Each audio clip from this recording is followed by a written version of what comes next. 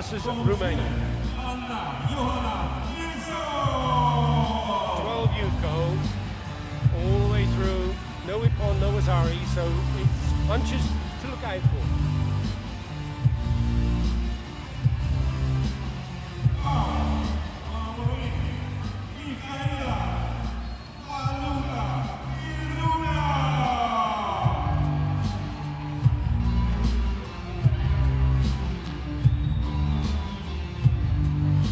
Maruna Maluta up against Johanna Nielsen of Sweden.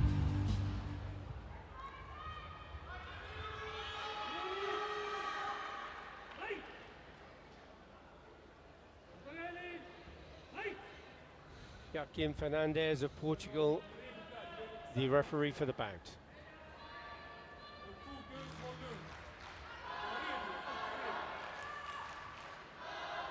Anna Johanna Nielsen, under 21 bronze medalist. You can see how the athletes watching to each other, yes. like face battle.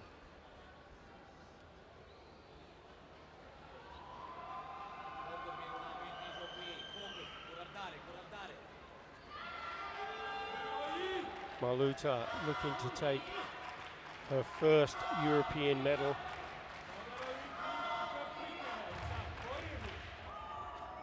Nielsen was a bronze medalist at the European Championship, so she's no stranger to success.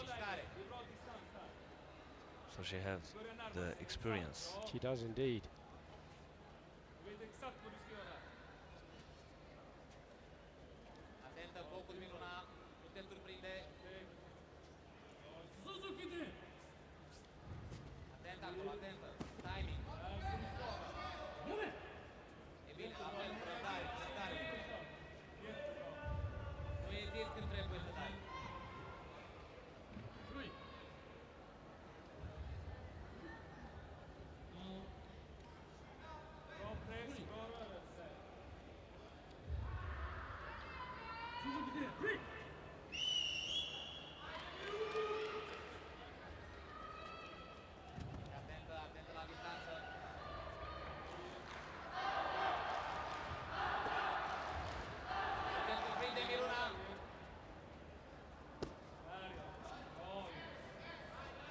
Still trying to find the way through.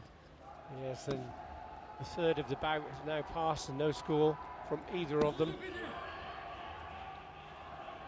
Telling them to come in. There's a punch from Nielsen to the body, but Maluta comes over the top to score the Yuko. Good counter attack from Chiaka.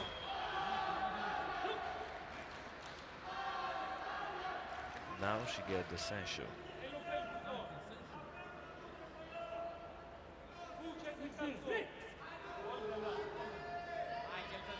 Let's see what tactics she will follow now.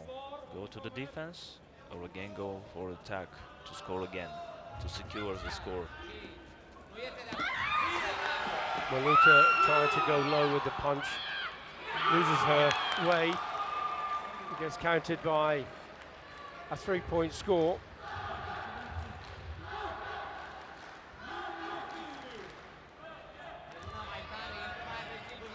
And because she'd lost her balance and fell to the mat, Maluta that caused to come to that 3 points. Yes, that cost 3 points.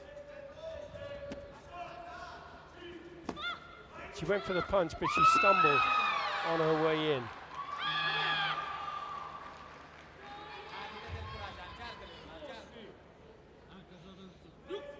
And Nielsen extending her lead to 5 points and the Senshu. Maluta doesn't need to panic just yet, but she has got to get herself on the scoreboard. Aka is manipulating to Ao. She's drawing acting, her yes. in, isn't she? She's acting like I'm going to the defense, but in the right time doing very quick counter attack, and that works.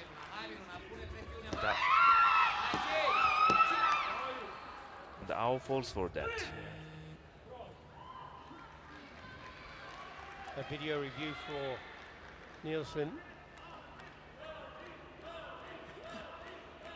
She threw in that kick to the body and then ducked under the punch from Maluta to get out of the way. But did she score the point first? That's what's being considered. That's kick to the body. But we cannot see. Because the referee's in the way. There's a different angle. There's the kick going in. It's possible it could have slipped past, but it is possible that it's a score. We'll have to wait and see what the video review decision is going to be. The thing with when you freeze frame, you can freeze frame any point during the action, can't you? And you can get a different impression. But it's been awarded. Oh, yes. Huge score now, 7 points to 0. Maluta has got a major task on her hands if she is to get anywhere closer to this bronze medal.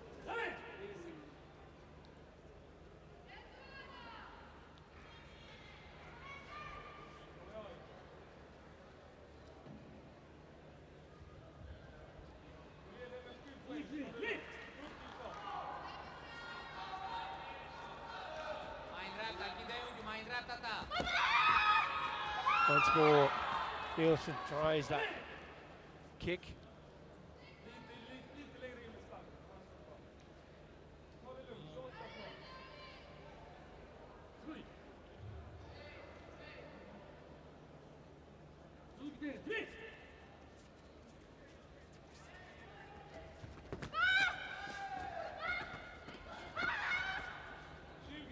Nielsen's clever movement around the mat. Yes. Isn't she? She's feeling the tatami very well. So far she did whatever she wants.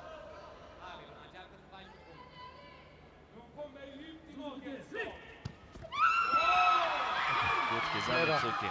She did that little foot tap, Ashi Barai, and then came over to spring the trap. Well, that's another That's point. how you can lie your opponent to get to go for a score. Exactly. Now with this 8th point, it will give her the win because that's the maximum differential score. From Sweden, and Johanna Nilsson!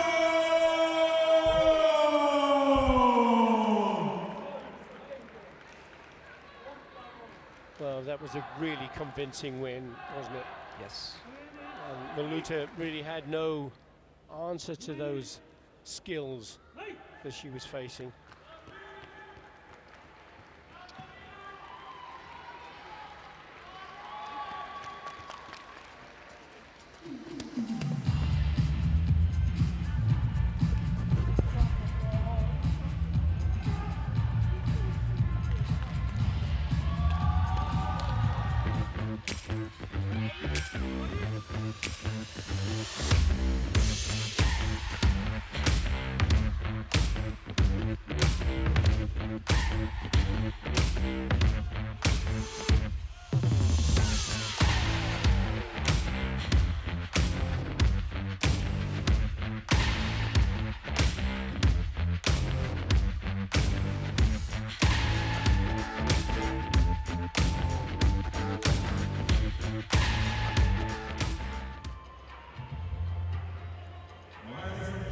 Staying with the female Kumite minus 61 kilogram category.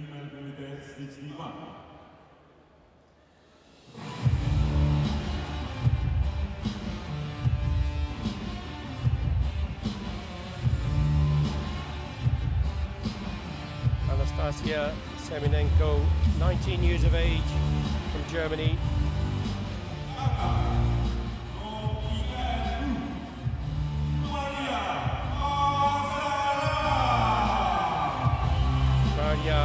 Azvararova, EKF 2, 3 Yuko, so not high-scoring athlete.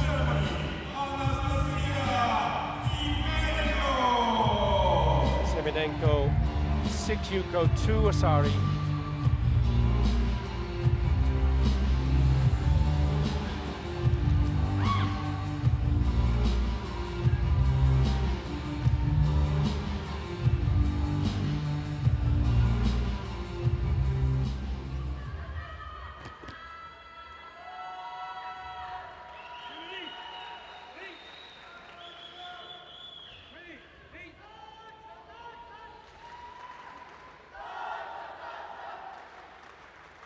Mehmet Kurbaz of Turkey, the referee for the bout.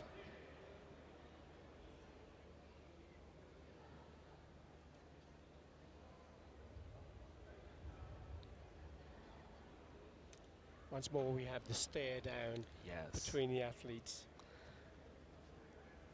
When you're looking to the eye of your opponent, you're feeling something.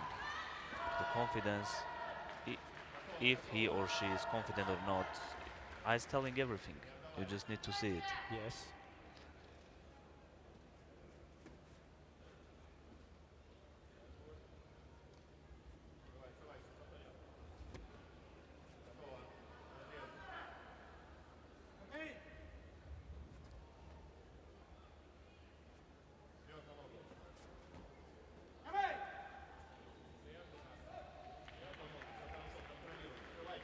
Azarava hasn't won any medals at European level, but she went through 2 rounds in the European Championships last year, but now she's done significantly better to get into a bronze medal bout.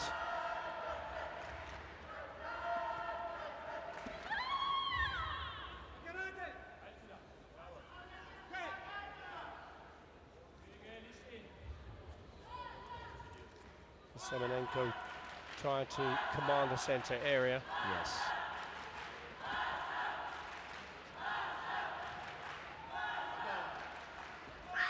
Just tapping the gloves, just testing. The reaction, what will do. Yes.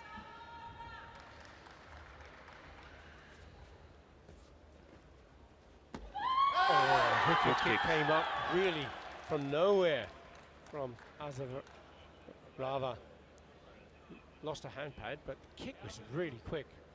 She's unlucky she didn't get that score. Sometimes that kicks are so fast and punches are so fast that human eye cannot catch it. Very difficult, yes. to see Referees and sometimes. judges are humans as well. Yeah, of course. Sometimes they miss it. Do you think the future is AI for referees and judges? I don't think so. That's gonna work. Machines don't have the emotion, the feeling. Machines are just a tool Machines that we are can just use. machines, aren't Yes. they? Yeah, exactly. They're very useful, very helpful, but they can't replace people, surely.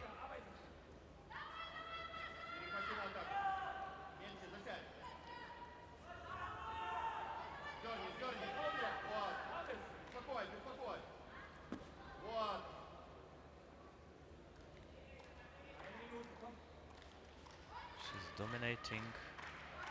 Yes.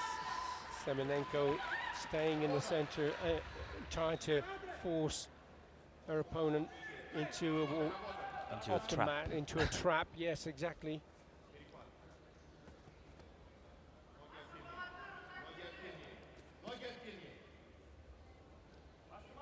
So this last 30 seconds, again, putting your judge's hat on, you're assessing what's happening, and then, of course, this is what's happened. When A you're 1 controlling point the score. center, Yeah, exactly. controlling the match.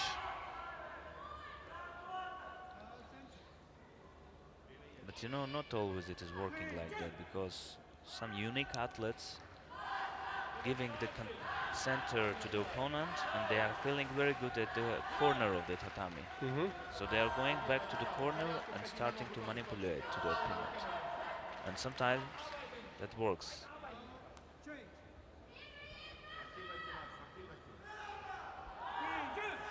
20 seconds left. Semenenko leading by that 1 point Good score. kick. She puts a kick up. Video review request from the coach. The kick did come up very quickly. That Yes. hooking kick to the head. Potential to have a score now. Just to remind us that we have to have 2 judges at least agree that it's a score. So it could be that one of the judges went for it. There's the kick coming up now. Here. And what sort of distance are we looking at between the foot and the target, maximum? It can be about 5 centimeters for the seniors. You know? Yes, yes. So that's not a great deal of distance, is it? But that kick comes up here, Very close, wasn't it? Yes, and then she got pushed.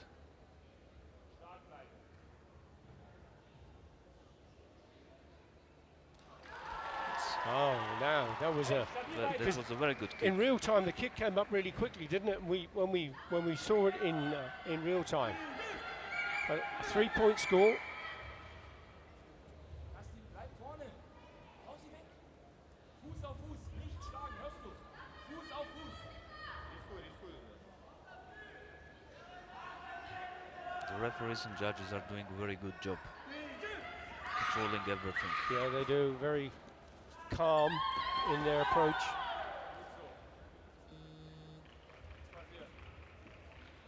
So that was VR for Aka, but referee gives a grabbing for Aka and Hansokutui.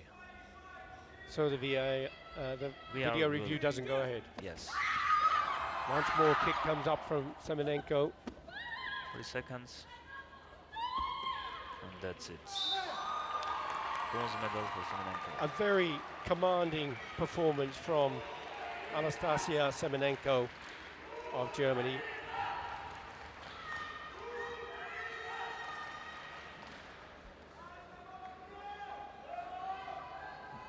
The winner is from Germany, Anastasia Semenenko.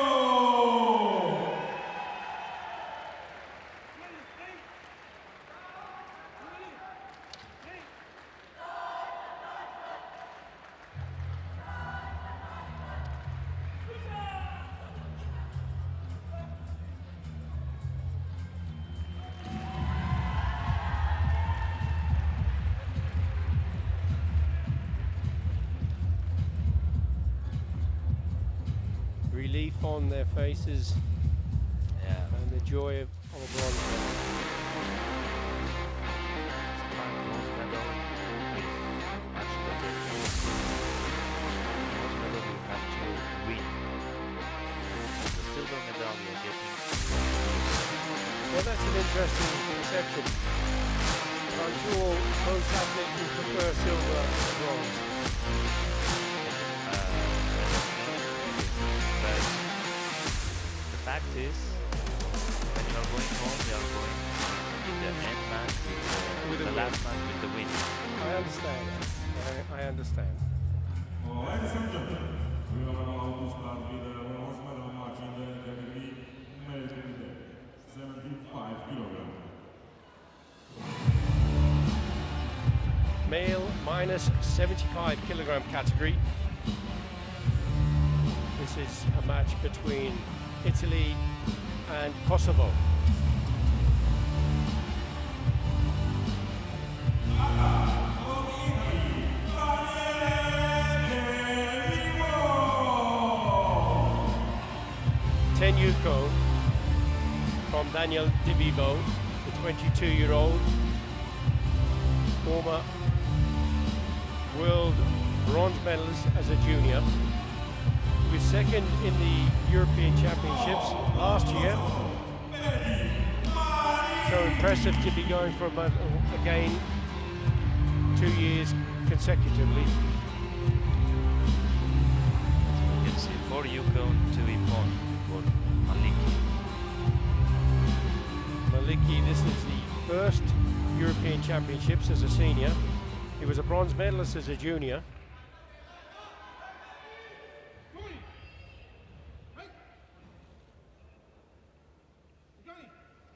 Referee for the bout is Mr. Peter Bibby from England.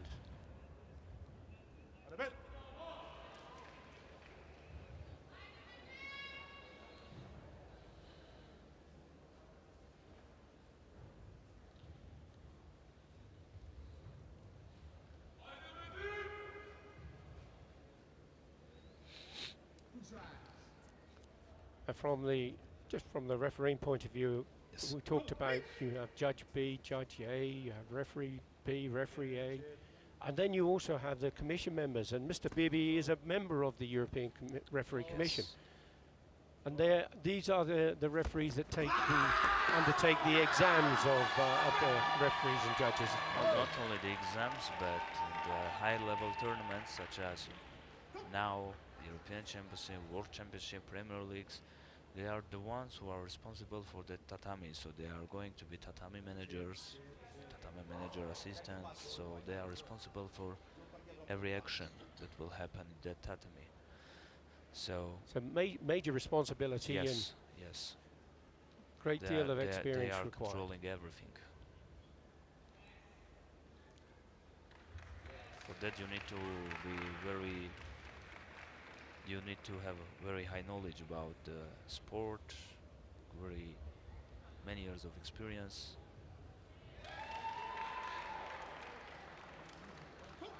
And the score has been awarded from that video review.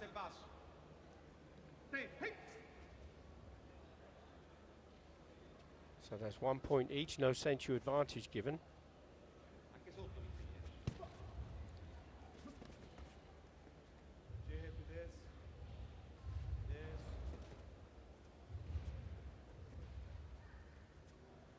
And now they settle down once more. So they know what each other can do.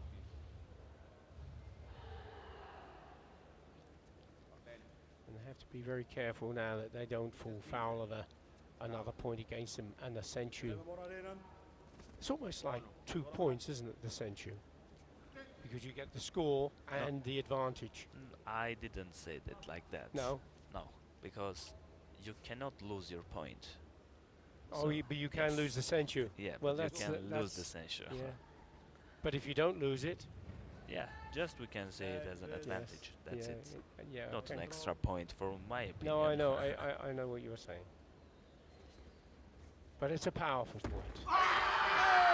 And double punches again once more, and there's Maliki, who's going to get the support from the judges. Video review from the coach of Daniel De Vivo.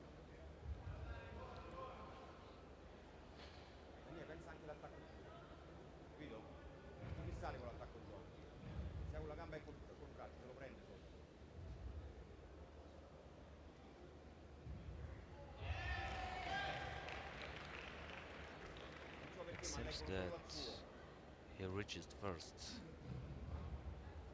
Yes. But what happened next after the punch has landed? Where the hand goes? Is there an intention? What? Yeah.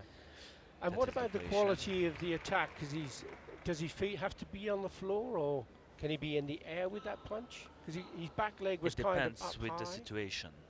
Mhm.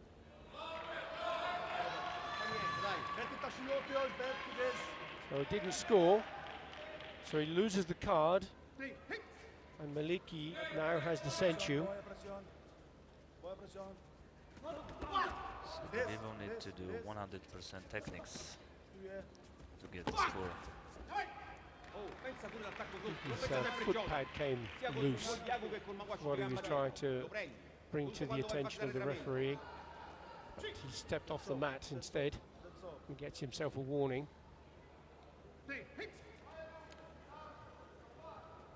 And it's the athlete's job to score points, not to control the referee and tell him when to stop the match. Yeah, sometimes they are giving themselves the points, and they are going to be shocked why there is no points. Yes. That was a much better attack from De Vivo. Dai continuità, inizia a schiacciarlo. Schiaccialo. 2 points each. Still have 1 minute to go. Plenty of time for more points to be added.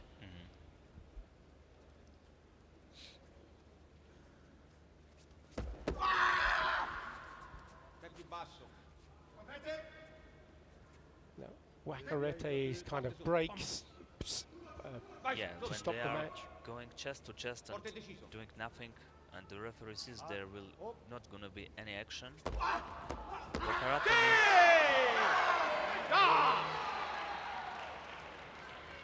There's another point to De Vivo, which is a really important one that now gives him the lead. Con questa grinta che Ok? So for the wakarate, they need just to separate from each other, and then with the Suzugite Non passivo. start. Sempre attivo. 25 seconds. DeVivo now still has the lead over Maliki. Maliki has to go get at least 1 point to bring back into play that Senchu he has as an advantage. And that was clever timing there from DeVivo because he stepped off the mat, but it's still 16 seconds, so he'll only get the one Yes. chewy warning.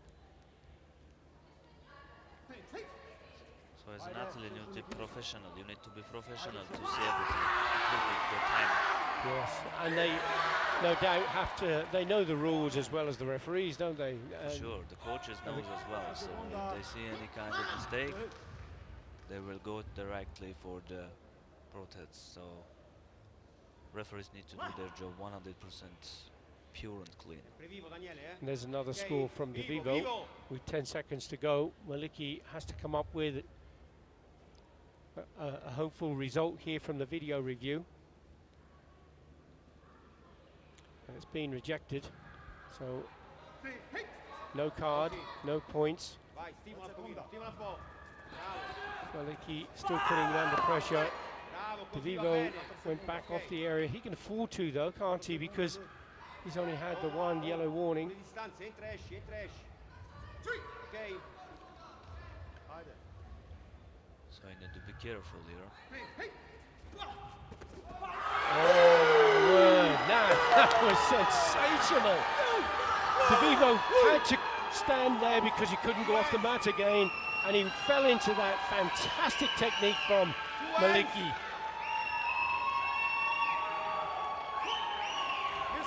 And what a way to turn the match around.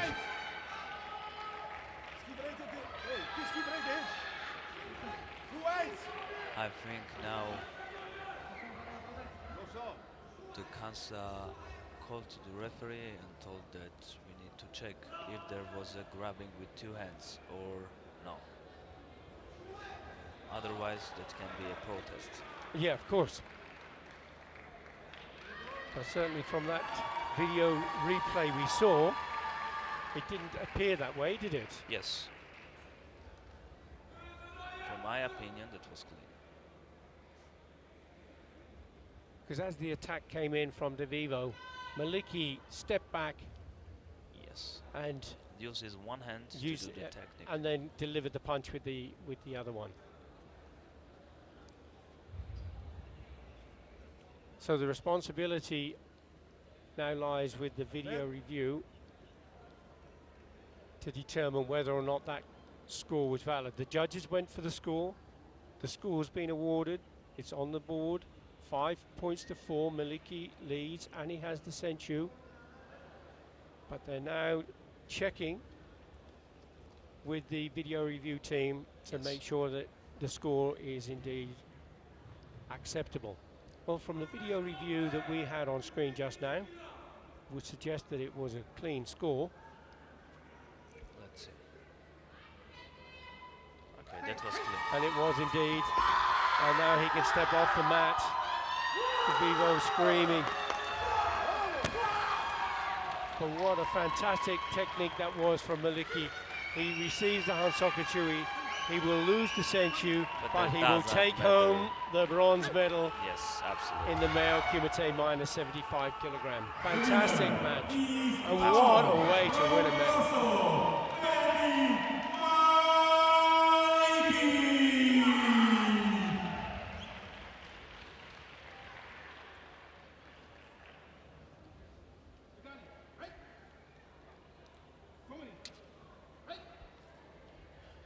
The presence of mind to pull off a technique like that was incredible, That was wasn't it? amazing technique. You are losing, you don't have any time, and then your brain think very fast to do that kind of technique. This is professional. You need to be professional like this. You do. And to be calm enough. Yes. Many times when And there it is. yeah. Really. There it is. Clear, clean, 3-point score. DeVivo really had no idea what was coming. Yes. He went for a score to keep the advantage, but opponent reads his mind, I guess.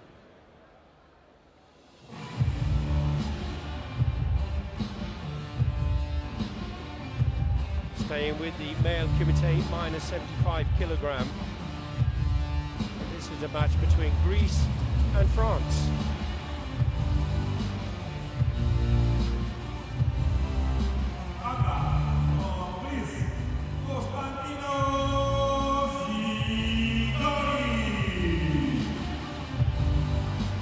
Konstantinos Tsigoris is the first European Championships he's entered. He hasn't won at World, Continental or Karate World Premier League, and you can see very few scores on the way through. Only one technique, one ippon, and now he's going to fight for the bronze medal.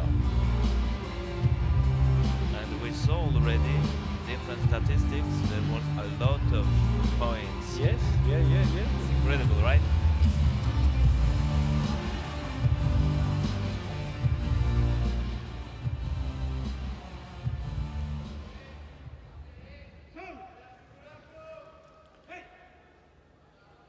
Tsigoris is put up against Enzo Berton of France, but Enzo Berton is unable to take to the tatami, so it will be a kick-in. Do we have any idea what happened? Not at this stage, but if we can find out, we'll let you know. But it could be an injury, could be any other reason, but what we do know is Konstantinos Tsigoris is going to take the bronze medal in the male Kumite minus 75 kilogram category here at the 60th European Senior Karate Championships in Yerevan, Armenia. I'm sure that's not the way he'd want to win it, but he's taken the medal, and that's what's important. Yes, for sure. And of course, our best wishes for whatever the reason is that Enzo Berton was unable to take to the mat. Health most important. Of course it is.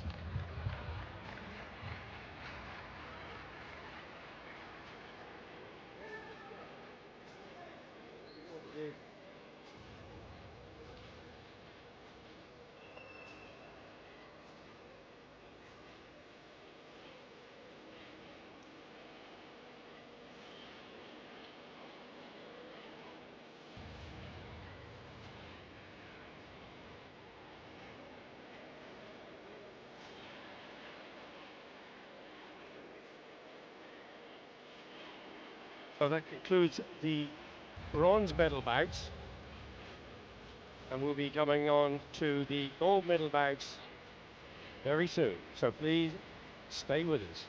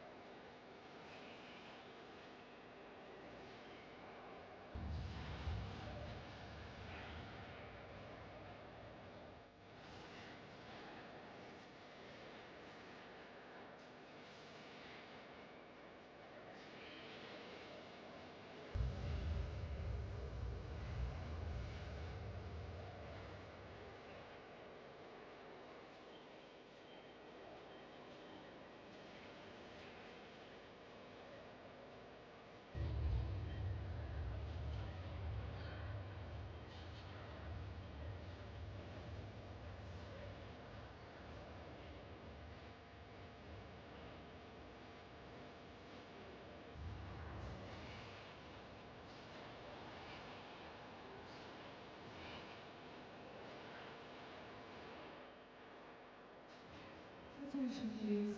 All bronze medalists please proceed to the warm-up zone. Attention please. Bronze medalists, kindly proceed to the warm-up zone. Внимание!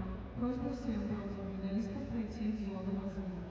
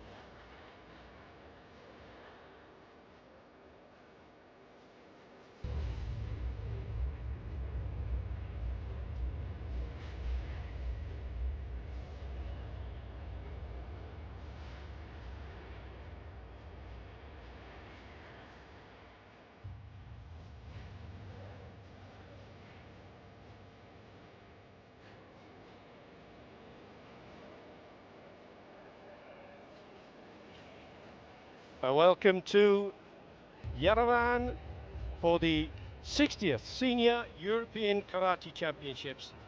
And we are in the Kiran Demichian Sports Centre and Arena. And we're looking forward now to the gold medal bouts. And the first of those gold medal bouts is for the female Kumite plus 68 kilogram category. And to join me, Billy Brennan, to give you all of the action and the commentary is a former European champion as a junior and a multiple times English national champion, Niamh Juna from England. Niamh, the Cosgrove, how are you? I'm very well, thank you, Billy. How are you? I'm excellent. I've had some fantastic karate competition already. This is our fourth day of the Senior European Championships, and we're ready for the exciting tail end of the female category. This is the plus 68 kilogram category. It's a gold medal bout, and it's for the European title between Greece and Ukraine. Niamh, you competed at the minus 50 kilogram category, but you no doubt study all athletes from different divisions. Yes, of course, and these two especially are, at the top of their game. There are heavyweights, the Greek and the Ukrainian. They, as shown in their pools, getting out of the pools very comfortably. The Ukrainian and the Greek girl seeming very, very comfortable and in control. So this actually should be a very good final between them both. Well, you see that Kyriaki Kondanaki of Greece, 12 Yukos on the way through, so plenty of scoring potential from her. Yes, definitely. I mean, she is brilliant at an offensive and defensive attacker, so we'll see how she goes against Daria today. Well, look at Daria Boulay. 8 Yuko, 1 Wasari, 5 Ippon. Yeah, her legs are ridiculous. For the talent that she has got at such a young age, she's one to watch out for, definitely. And if you're not familiar with the scoring system, an Ippon is a 3-point score, a Wasari a 2-point score, and a Yuko a 1-point score. So it's a 3-minute bout, and we'll be underway in just a few seconds. Who, on paper, who would you fancy as being the winner of this particular gold medal? Ooh, I'm not too sure. I mean, I think the Greek girl, Kelly, I think she has had a really good running so far. I know she had an injury back in 2023 with an ACL injury to her knee, and I know the comeback has been spectacular. She's been medaling quite recently. She got a gold at an A series, a bronze at the Cyprus A series. In regards to sort of a comeback, I think she's on a good form at the moment. Yeah. The Ukrainian as well, though, I believe, if I'm correct, this is the first time as a senior representing Ukraine. And yeah, as I say, she was absolutely fantastic. She's proved to her that she is good enough to represent Ukraine on a senior level. So yeah, it should be very interesting. Obviously there's a height difference, there's a range difference as well. The Ukrainian athlete is very tall, but I think Kelly has also got a good potential to be able to deal with that. Absolutely. Now you competing at -50, you must come across, you know, might I say, on the shorter range of the -50. So what are the tactics that you would apply if you are a shorter athlete competing with somebody who's much taller? Yeah, I mean, obviously in the team event you can see it through female and male when the lighter weight goes against the heavier weight. A lot of the time it will be to do with movement, you know, sort of not getting into their distance, because both of your distances will be very different due to the height and the range differences. So yeah, a lot of movement, a lot of testing, as you can see Kelly doing, manipulating the distance in and out. Oh, that's a nice point there. I didn't get the score, and there's no video review requested for it, but you see there's the athleticism and the techniques and the like. Now, Neve, you're a graduate of sports science from one of the world's best universities, Loughborough University. And how important is sports science now as part of the sport of karate? Oh, I think it's a fundamental that, you know, as shown, a lot of athletes now, especially in karate, are actually doing, you know, alongside training karate, the sports science and the strength and conditioning is really important, you know, to build up speed. Obviously, you've got your baseline fitness, but to build up the speed and the power that you can see in both of these athletes, you know, show that they're clearly very strong and hopefully successful in their points. And what about the psychology? Sports science also has the psychology element to it, doesn't it? I mean, to be fair, I'm a big believer in psychology in sports. I think especially in a sport like karate, mentality is a really big thing. I think there's one of a belief in your points and in your ability. Sometimes you see in some of the fights, you know, hesitation, and sometimes that can be, you know, a physical aspect of they're not able to work the distance out, or it could be a mental aspect of, you know, they don't believe in the points, they're not 100% confident in throwing. So I think it's definitely got to be worked on, the physical side and the mental side, really. And what are you going to do? I mean, you're an athlete, you're still competing, you're still achieving, but you have your sports degree. From a work point of view, are you a professional athlete now, or do you have a job? Yeah, no, unfortunately not a professional athlete as of yet. I sort of juggle 2 jobs, to be honest, as well as doing, you know, training for karate. I teach karate in my home sort of town. We teach children at primary schools, and then as well as that, I'm also a receptionist at a veterinary centre. So I keep myself busy in between. Certainly very, very busy then. But these two aren't so busy when it comes to putting points onto the scoreboard. Yes, there's been a few collisions, but no points as of yet. And the yellow rectangles, you can see the yellow card warnings. 2 against Kondenaki and just 1 for Kumite. With 30 seconds of the bout remaining, we've had Hante decision can be a frustrating time for both, but that would be where the judges make the decision on who's going to become the European champion. We don't want that if we can help it. It's much better if it's an athlete scores a point. Yes, definitely. You know, they've obviously worked hard in the last 2.5 minutes, and then the 30. Oh, there we go. I was going to say the last 30 seconds is where it can be quite decisive of who gets that first point, and Kelly from Greece has got that. She took her opportunity and it was successful. So. But that was a 2-point score. Kondenaki taking that opening, and she'll have the century advantage to go with that. She took a tactical step out there just before the last 15 seconds. The tactics is an important part of the game, isn't it? Yes, definitely. You've got to use everything to your advantage. Obviously, because it was just before the last 15 seconds, she won't get her last warning to give her a little bit more time. And now, again, something Kelly's very good at is managing the fight, seeing it out till the end. She's very, you know, you can see that throughout the pool, in the quarterfinals, the semi-finals. She knows exactly how to manage a fight, you know.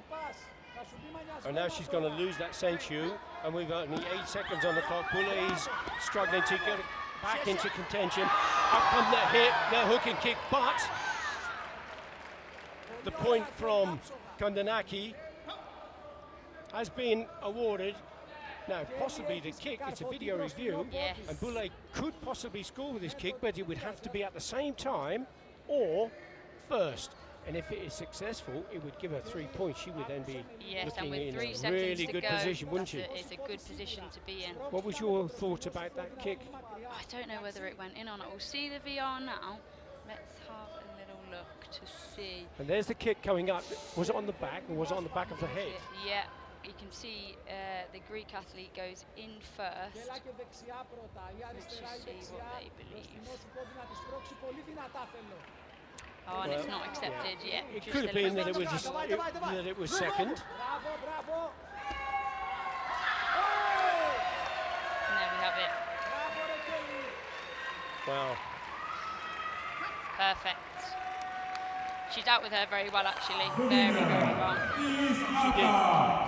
She was completely in control, to be fair, wasn't she, all the way And I through? mean, you know, the Ukrainian has such good kicks, really, really high quality kicks. So for the Greek athlete to be able to nullify them kicks to minimum and be able to pick her 2 points off with the gazamis and the backhand was superb. So yeah, very happy for Kelly the Greek. And there we have it then, Kyriaki Kondanaki confirmed as the European champion, the 60th Senior Karate European Championships here in Yerevan, Armenia. And you can see the strength lifting up the Kochu.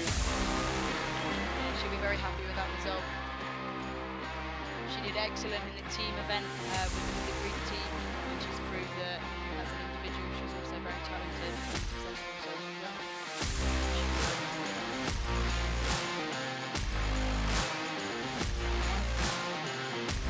Have a look at some of the action from the back. That was the kick that went up behind. Just been too low, wasn't it? Just hit her on the back.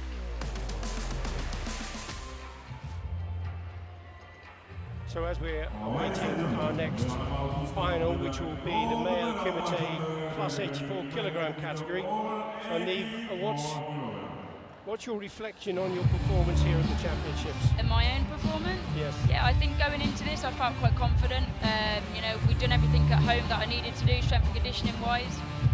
You know, the weight cut was nice. We were feeling prepared. Unfortunately on the day it just didn't go to plan.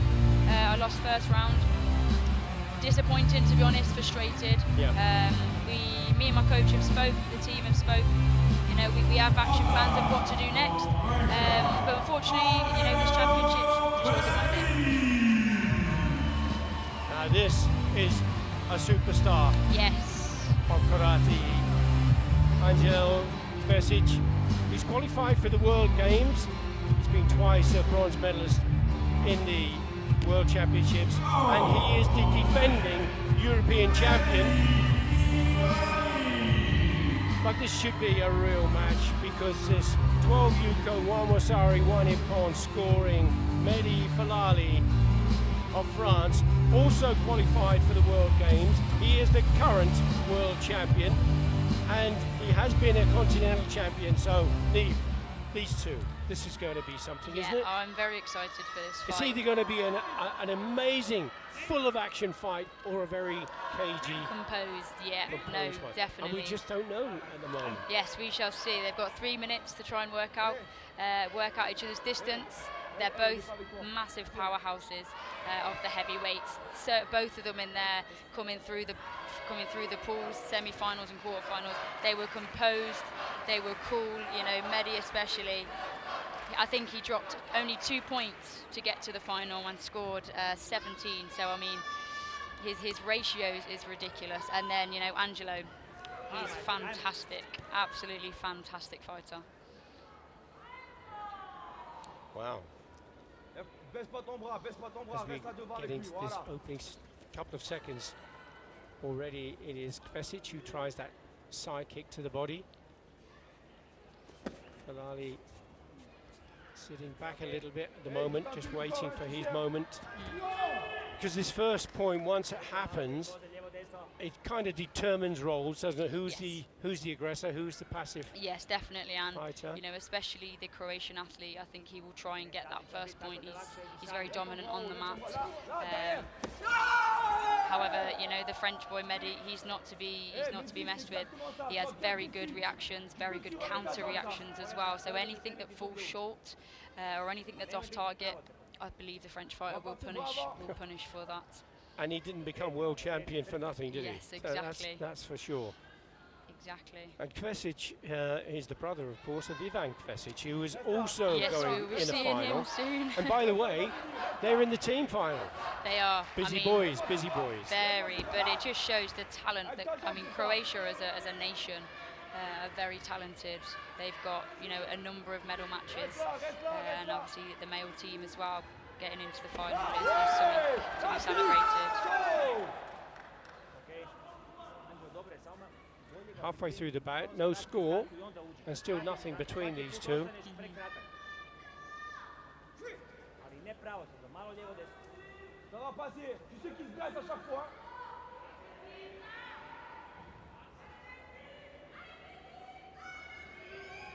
It just demonstrates the respect that they have for one another. Yes.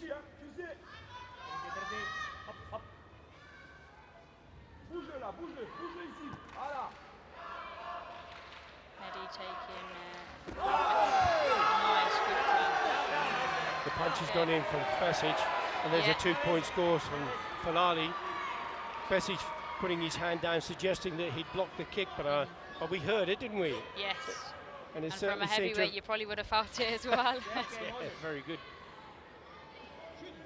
Again, that shows though, if Mehdi sees an opportunity, he's going to take it. They both went with the punch. He saw an opportunity to go after, and he took it. So we still have a minute to go, so there's still plenty of time for more scores to be added by both of these.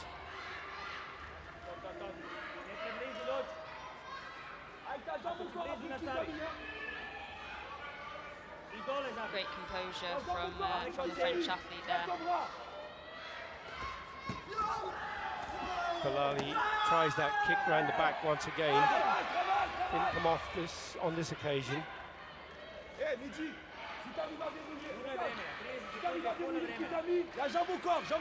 gone down to 30 seconds, a time that can be quite precious for both athletes.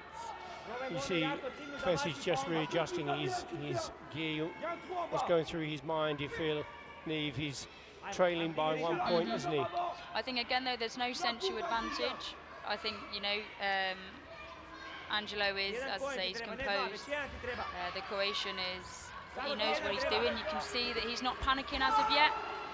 You know, although 30 seconds can be a short amount of time, it also is a lot of time to be able to score just the 1 or 2 points. But again, the French athlete, very good at nullifying. There's a video review request from the coach of Kvesic, and just to point out that if Kvesic scores a 1-point score and trails and leads it 2-2, it would still be Falali who would take the win, because he scored with a Lasari, a 2-point score, which is a superior technique. So Kvesic has to score at least 2 points to be clear, or he has to force another error against Falali, who is sitting on Hansok Chui at the moment. If he steps off the mat or fall foul of the rules, he would be disqualified. Yes, so it's again, a tough situation with just 4 seconds to go. And he's got to be clever here now. Obviously, you do not want the disqualification. 4 seconds, although seems not a lot, it can be quite a big amount of seconds, especially when you have to protect your points. A lot can happen in 4 seconds.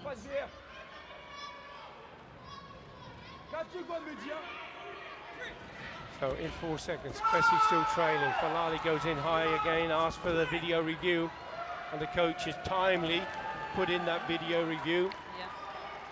Yeah. The video review was called for, but was it called for before time was up? At the moment, the clock is recording 0.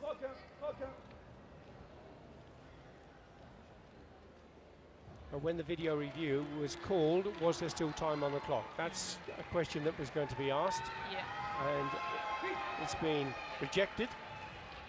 And there's a Hansoka Chui against Kvesic, which will mean that the warning has gone in, and the win, and the gold medal, and the European title goes to the current world champion, Mehdi Falali of France. It was a good win for the French athlete. You know, he won the European Championships in 2023. He missed out on the final in 2024, and he's now regained that title in 2025.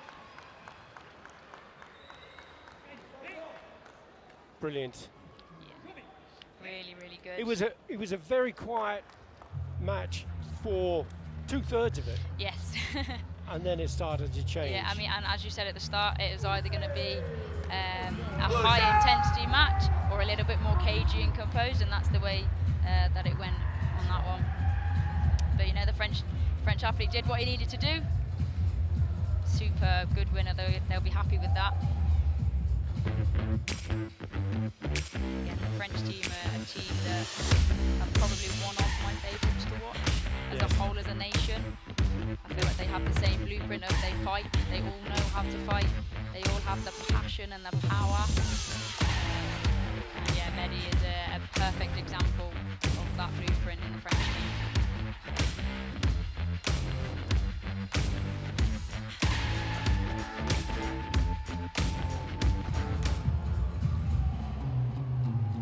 We're going to turn our attention to female Kumite, and it will be for the minus 68 kilo.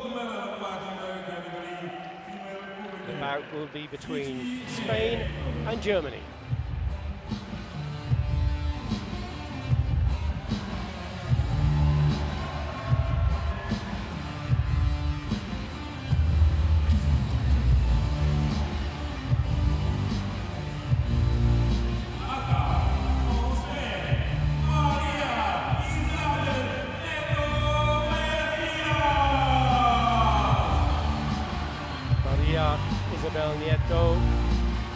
Was a bronze medalist in the 2024 European Championships in Zadar, Croatia.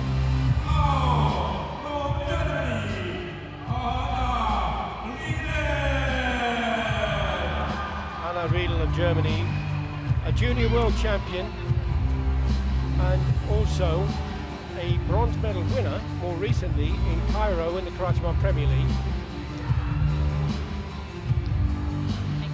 Another really strong final. Two athletes who I say are at their prime at the moment. You know, they've been fantastic over the last few months watching them at Premier Leagues. So again, this will be another interesting final. We'll see who takes the lead and who can protect their points. And do you know personally these athletes? I don't necessarily know them personally, but I follow both of them. They're really strong. The German girl Hannah, she is a super. She's only young as well, but she's very a good person to have on that German female team. She's very good at managing her points throughout the pool and the quarters and the semi-finals. Her points have always been, and her matches overall score, it's very small. I believe it was 1-0, 2-0, 3-1, and then 1-all. So they're never big points, but that just shows, you know, how well she is at protecting them points.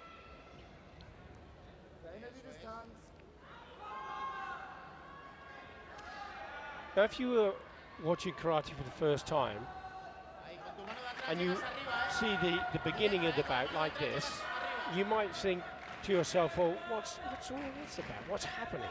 Yes, no, I actually get that sometimes from my family, you know, who might not understand the fighters' world. They say, you know, they seem to be hesitant. They're not fighting, but for a trained fighter watching this, you know, they're clever. They're working each other out. They're measuring up the distances.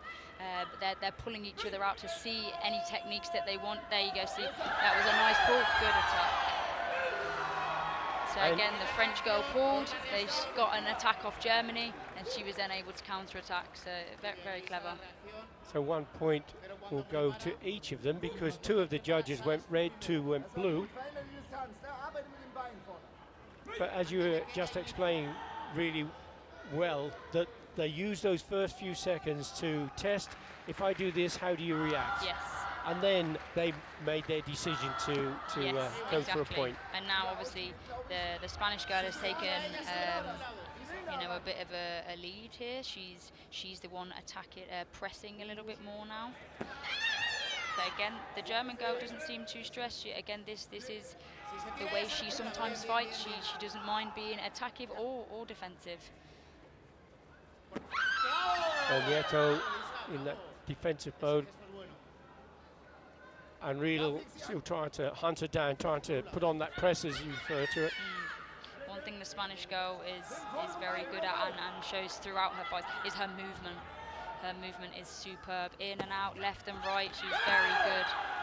Could see that happening there, couldn't we? Oh, there we go. They like that one. They did indeed. 3 of the judges have gone for a 1-point score for Riedel. Hannah Riedel now, she will take the sensu. She did that perfectly. Saw the distance, blocked the kick, counter-attacked. Excellent.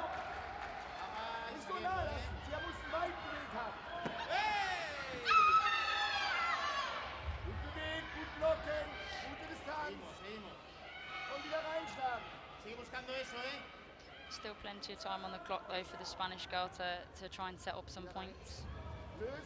Although it's only 2-1, she'll need the 2 points to try and get a win.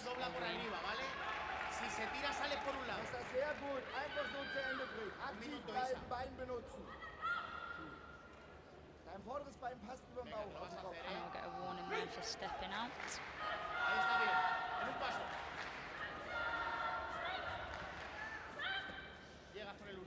Nice defensive kicks there. The VR request has gone in that's for right. Spanish girl.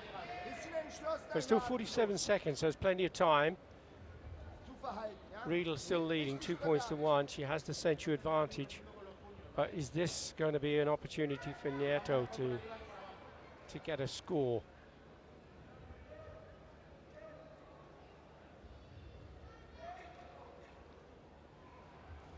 There's a nice long punch. Whether it might have just brushed past the German's face, that'll be what the VR will look at now. Yeah, it wasn't accepted. I think it just brushed past. So she loses the card, can't call for a video review anymore. Really closing it down, frustrating Nieto. And the Spanish girl still has a lot of time. There's no need to rush as of yet. She's a very good fighter with good kicks. She just has to trust to try and get that perfect timing when to throw.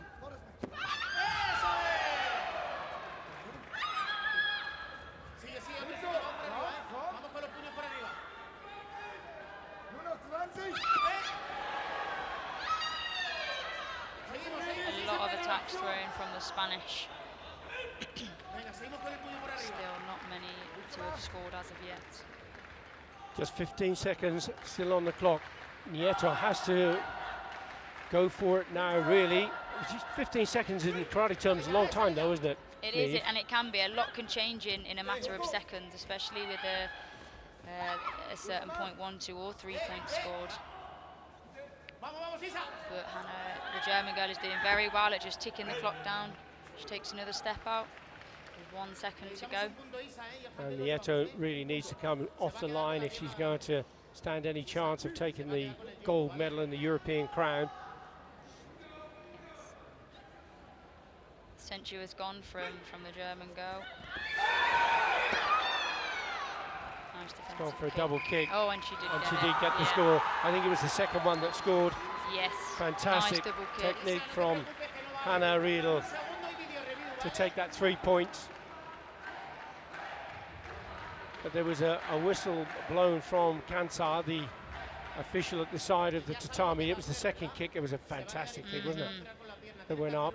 But let's see what, if any difference has been made. The video review request.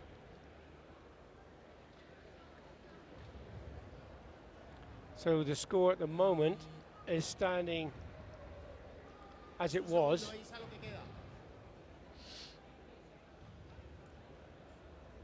Initially that 3-point score was given, but I think it may have been that they went for a video review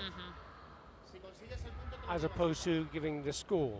But we'll have to see in a moment whether that has been successful. But certainly when we looked at the replay, the second kick seemed to be nice little setup, hit the one, and then again it's very clever. They think they've blocked the first one, and then the second one comes up on target. So yeah, very, very clever from Hannah there. Unfortunately, we aren't seeing anything that the video review is scrutinizing, so we don't really know what they're looking at here. And actually from the screen on the top right, it doesn't look like there's much action on their screen either. So unless there's a technical issue, which is, of course, always possible. Yes, of course. Have a little look to see. Tense moments for the athletes standing on the mat. Indeed, because we're looking at time is up according to the clock. Riedel is looking at a win at the moment, but it is Riedel who's looking for the video review. If it was unsuccessful and time is up, she gets the win anyway. Of course. So she's probably feeling very confident about this. Nieto, on the other hand, might be hoping that there's some other irregularity. That seems to be the only hope that she has. Oh, there we go. It wasn't accepted. But that I don't believe will matter because she has the 2 points over the one. But it must be, I don't know if you've been in this situation yourself, Niamh, but it must be incredibly frustrating for the athlete. Yes, I think it can be. It definitely can be. But, you know, the athlete's job is to try and get the points, and if the VR comes, then it's happy. And if it's not successful, then you carry on and you go again. Obviously, bless them, they're probably hoping that they can get a decision soon. So she can hopefully go here was the double kick. The arm went up for the block in the first one. The second one, the kick went in, but she ended up on the mat.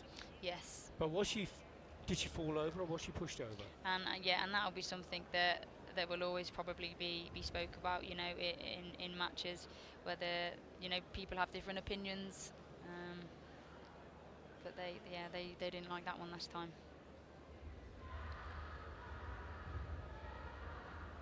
But there's still some discussion taking place between the officials, and now they're having a look at the video replay here.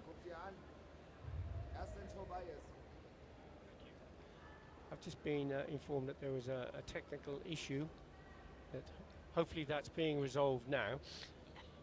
But technically speaking, we are looking at a European champion. Yes, again you can see Hannah Riedel. Yeah, you can see how she uses her kicks to keep the Spanish girl away. Trying to get the clock down. There you go again, nice high knee. And then there's a step out with just 1 second to go. Superbly done. As I say, she is managing superb. the area. Yeah, managing the area, managing the fight, trying to nullify any attacks that her opponent can throw at her to try and keep her score. And it seems that the referee is saying there's 1 second left on the clock. And it is 2 points to 1 now. Can Nieto, with 1 second on the clock, come off the line? My word, this is a moment of tension. Riedel sitting with the gold medal at the moment, and she falls down to the mat. Now she's on 4 warnings. Why did she fall down to the mat? I've absolutely no idea whether she slipped, whether she went high with the kick again. But she is successful. And it gives her the gold medal and the European title. Hannah Riedel of Germany. Emotions are high. You can always hear the German team. They're a big team, very supportive. They'll be very, very happy with that result there. The Spanish girl as well, she did great to get into this final. I believe this is her first European final. Uh-huh. So although she wasn't successful, she'll still go home with a silver medal and one to add to her collection.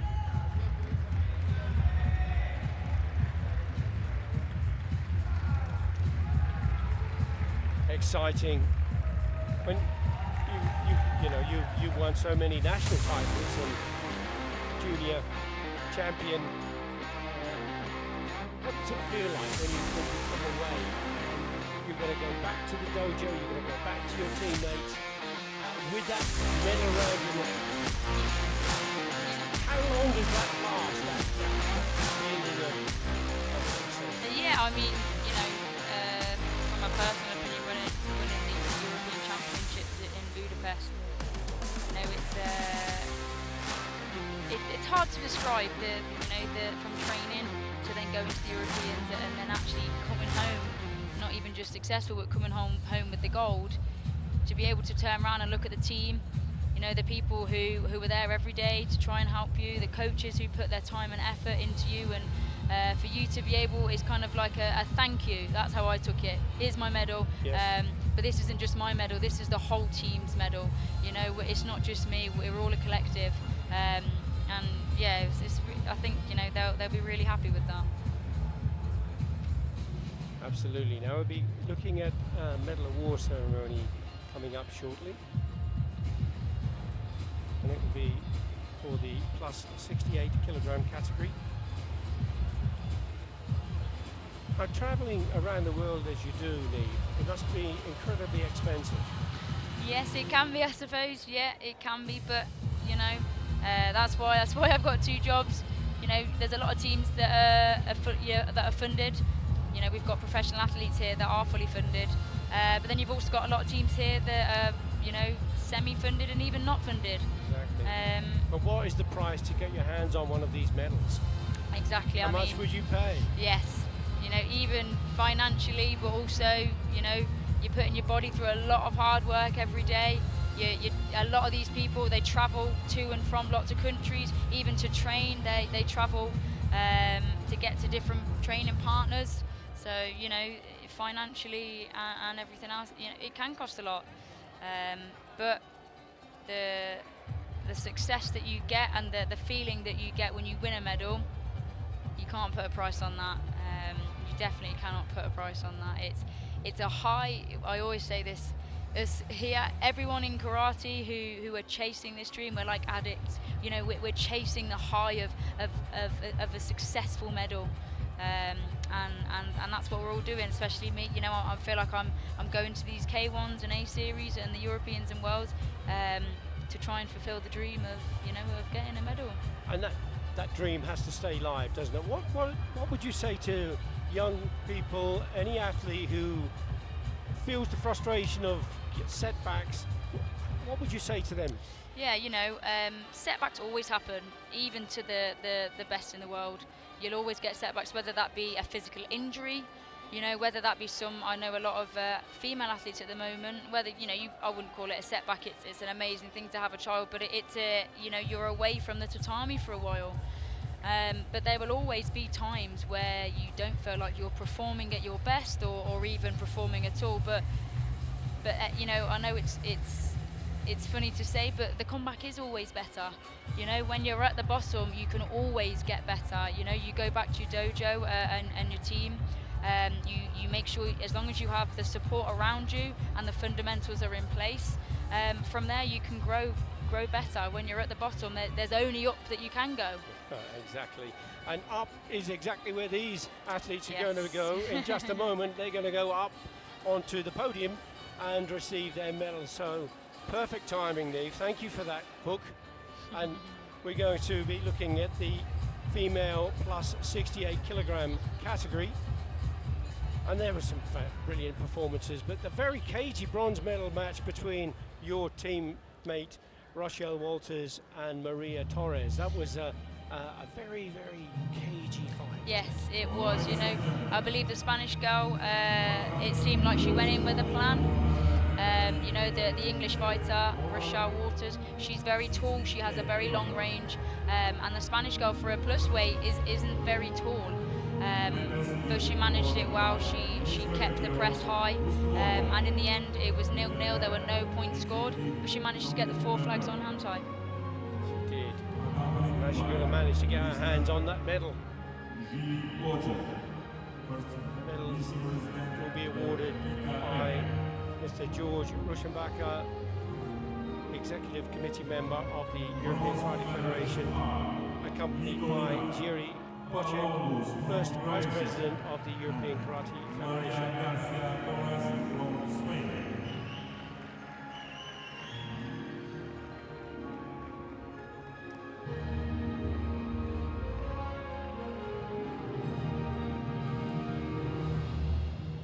And being presented to Maria Garcia Torres, defeated Rochelle Walters for the bronze medal, and also Nicolina Columbus, who defeated Zeina Cabana of Turkey.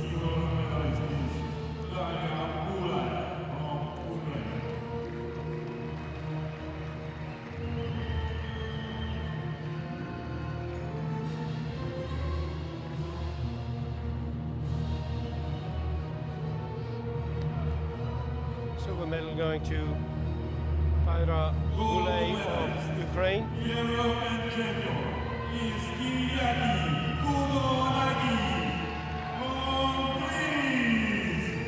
And the European champion, Kyriaki Kondanaki from Greece.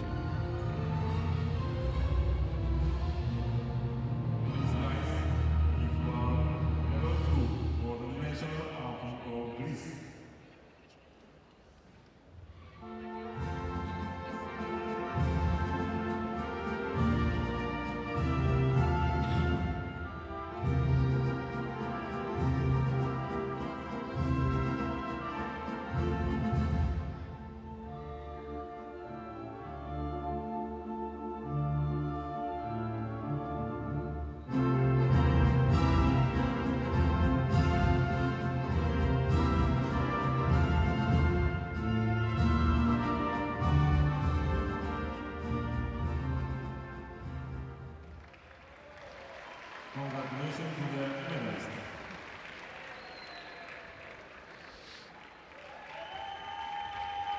The athletes come together for history-making photograph. Your medalists for the female Kumite plus 68 kilograms.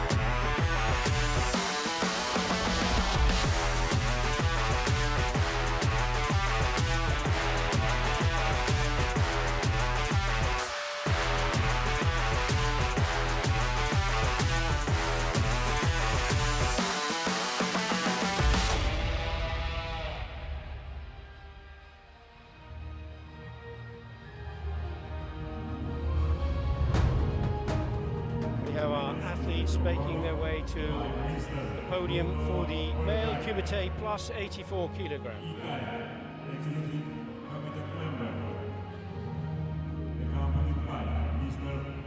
Award being made by Mr. Bruno Berfelli, Executive Committee member of the European Karate Federation, accompanied by Mr. Davor Cipek, General Secretary of the European Karate Federation.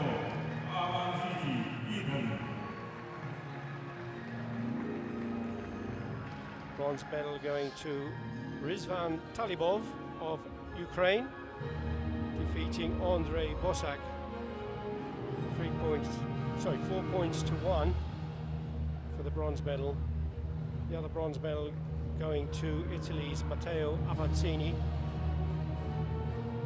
Silver medalist is Angelo from Croatia.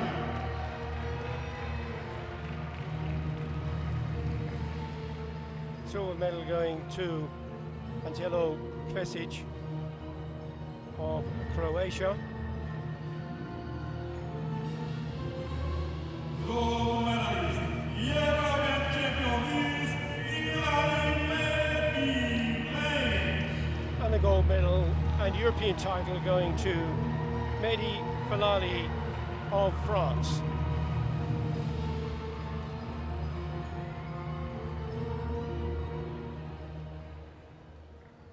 Please rise if you are able to for the national team of France. And that's the second time he's been the European champion.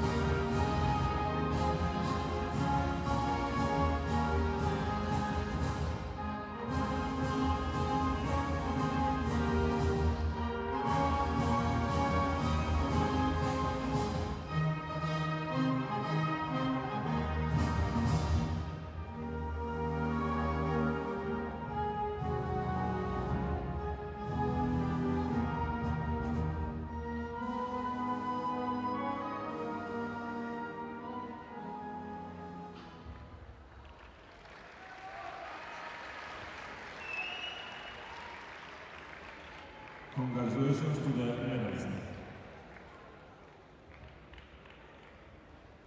Your medalist for the male Kumite plus 84 kilogram.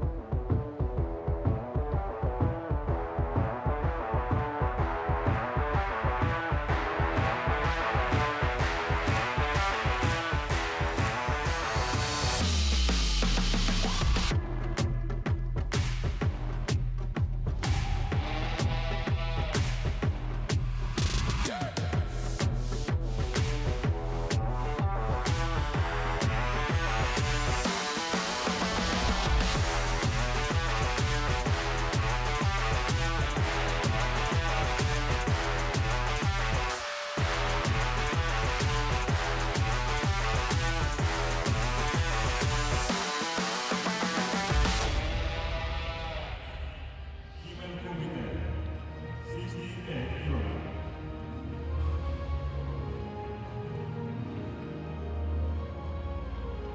Now welcome onto the podium medalists for the female Kumite minus 68 kilogram. EKF, Executive Committee member, accompanied by Mr. G. Watcher. Medals will be awarded by Mr. Wolfgang Reinhardt, Executive Committee member of the European Karate Federation, accompanied by Mr. Jiří Boček, First Vice President of the European Karate Federation. Silver.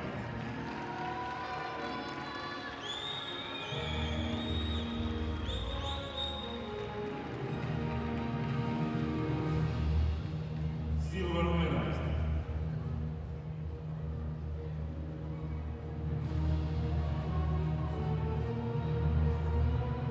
Silver medalist. Bronze medal is going to Elena Carici Mayers. of Switzerland and Alina Selemieva of Ukraine.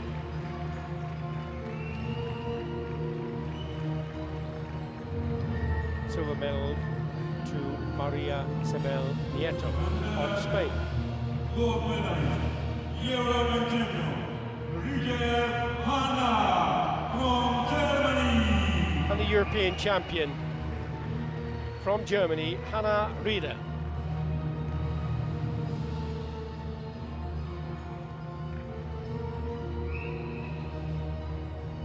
Please rise if you are able to for the national anthem of Germany.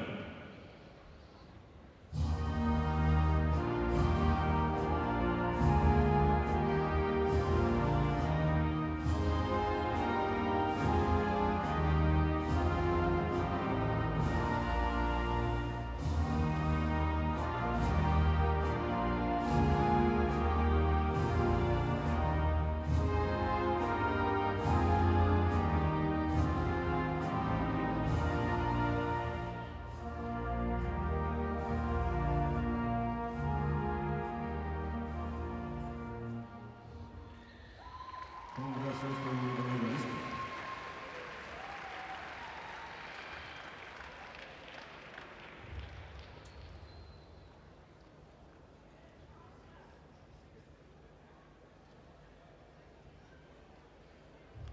Your medalist for the female Kumite, minus 68 kilogram.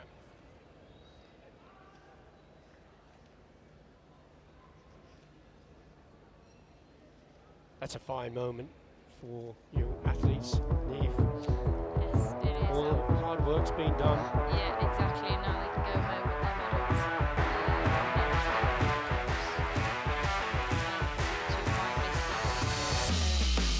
To get the bronze. You know, they should be very happy with themselves. You know, them for their how they're one of the best in Europe now this year. They had a tough fight, you know, especially some of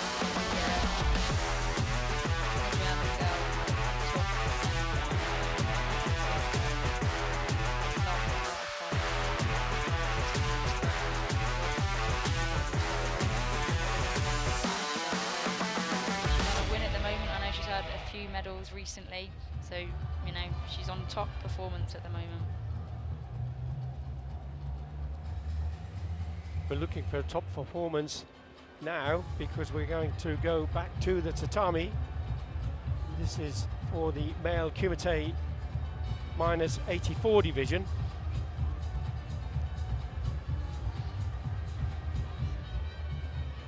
And this is going to be a match between Ukraine and once again Croatia, and in fact it will be the brother of Angelo Kvesic, it will be Ivan Kvesic, but this is Valery Chobotar. Valery Chobotar, 31 years of age. He was third in the European Championships last year in Zadar. Ivan Kvesic, 28 years of age, been world champion in 2018. Twice he's been a Karate One Premier League gold medal winner. He was third in the European Championships last year. Ladies and gentlemen, we are about to start with the gold medal match in the category male Kumite 84 kilogram.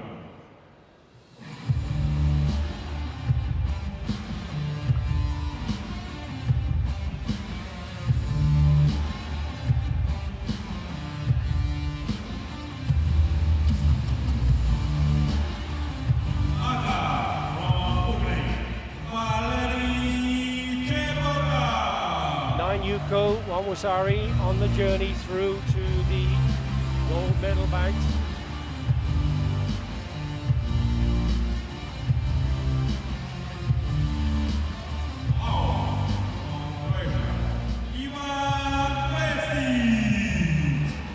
Ivan Kvesic, 13 Yuko, 2 Wasari and 2 Ippon.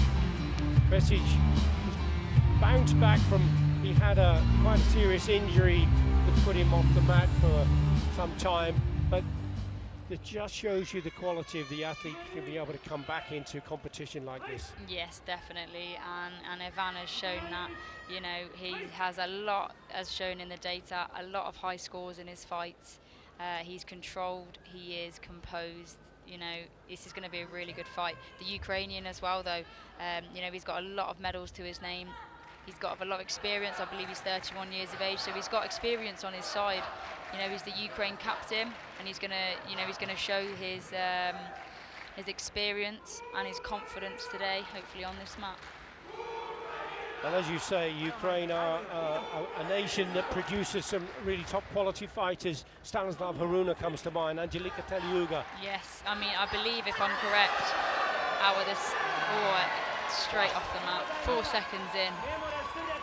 I believe Ukraine, out of the 10 matches, they've got 6 medal matches today. Phenomenal, isn't it? So as a team, they are phenomenal. However, currently 3 points down. Wow. 4 seconds in.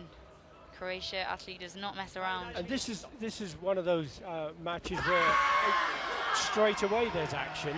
Yeah. And here again, we've got scores going to both fighters.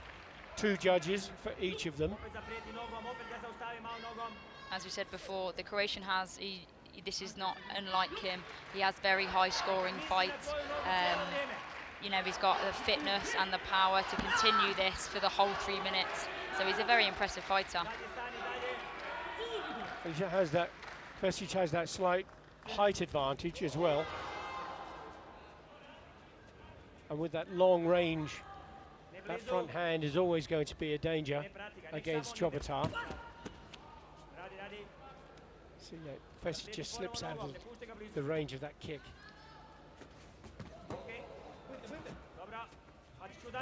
Chobota, you can see, very aware of the kicks from the Croatian athlete. So just making sure that he's extra protective of that.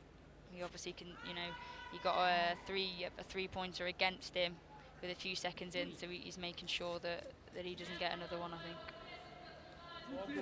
There's still lots and lots of time left. And he is the Ukrainian's a very smart fighter. Kvesic's gone for that front hand as Chobota came in.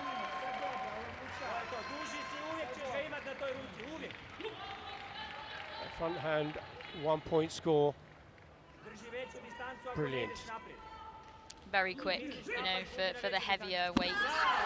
Once again, he takes him down after the punch. As you said, that Gazami, you were correct. As soon as someone's in his range, they're getting hit with that Gazami. Perfect timing. And the Gazamazuki, the front punch, demonstrating why he's a world champion.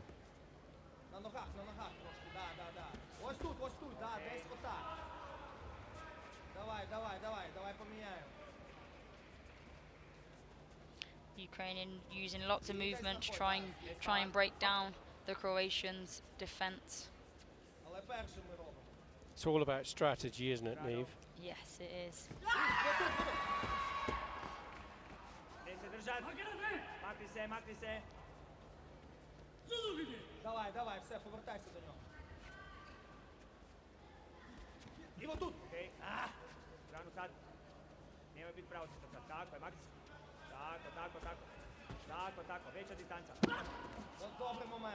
And he's so clever. He's frustrating Chobota, isn't he? He is. He's coming in and out of the distance, making everything that he throws go short. The Ukrainian is you know, he's having a hard time here trying to get into the range of the Croatian athlete here. But we know what the Ukrainians, they're passionate, they're powerful, and they're determined. So he'll keep going. He's got a minute left. So we'll see what he can do in a minute.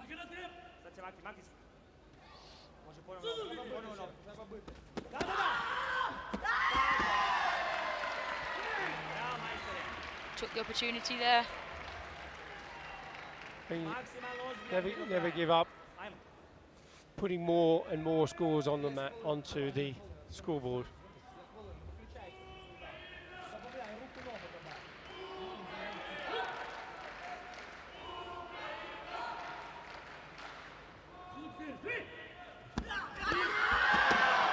There was another fast punch, but there was a solid counter punch from Chobota. Whether it was second, if it was second in the video review, it wouldn't be able to score. But if it was at the same time, it could. It'd be interesting to see what the video review reveals here. I think it possibly might have been second. We'll see now.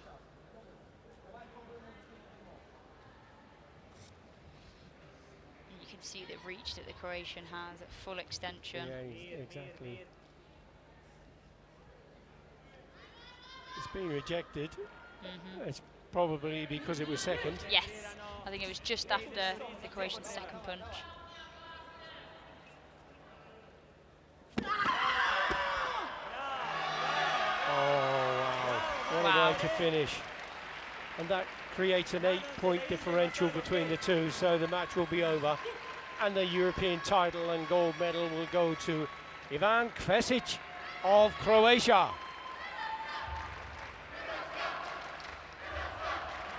He was in command from start to finish, wasn't he? Yeah, he proves why he is now the European champion. There was no doubt in his mind that when he was going to throw, it wasn't going to score. He had full belief in everything he threw, and obviously proved to the referees as well.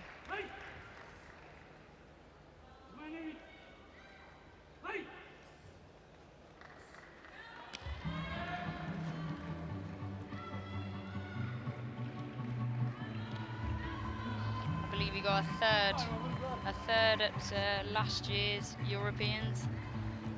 So we'll be very, Yes, he very did. happy with his first gold medal.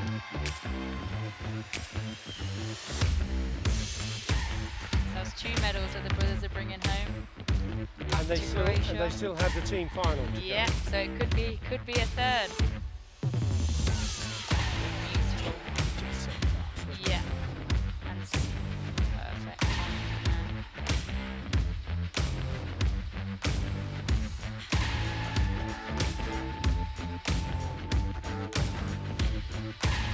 He's a fighter that not only creates opportunities for himself, but takes the opportunities as well. Moving on to the female Kumite minus 61 division. 61 kilograms.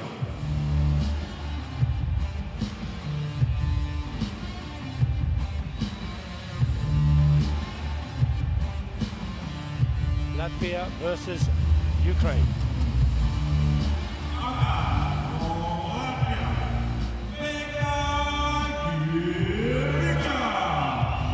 Vita Givica competed in the Karate One Premier League this year and took a bronze medal in Paris. She has been a bronze medalist on 2 occasions in the Karate One Youth League, but she hasn't won at European level. Perhaps today is the day.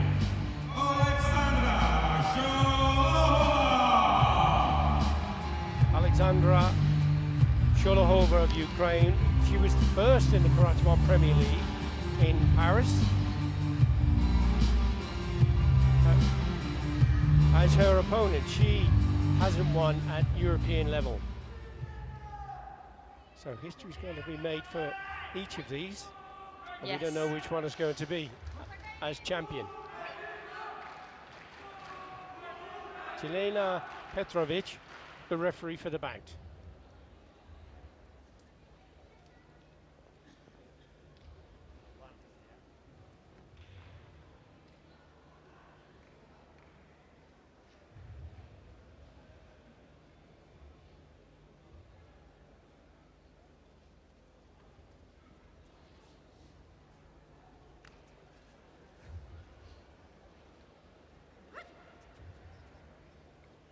Now, a weight division getting closer to your weight division, Neve. Yes. So you would take particular interest in these athletes, I guess. Yes, you know, the 61 is a great category. They not only have power and strength of a heavier weight, but they have the speed of the lighter weights as well. So 61 is always a good category that I like to watch. You know, and these two, they demonstrate that. There's a 2-point opening score for Sholoheva. Sorry, there was a front leg high kick. Again, the Ukrainians' kicks are phenomenal.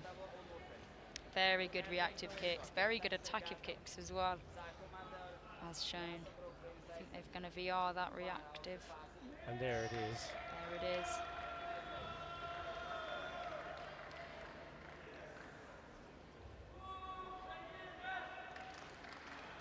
Can't see the kick landing from that side. We can see the gumshoe disappearing though, flying through the air.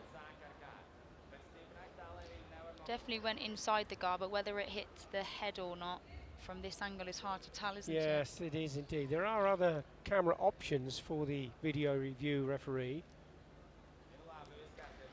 It hasn't been accepted.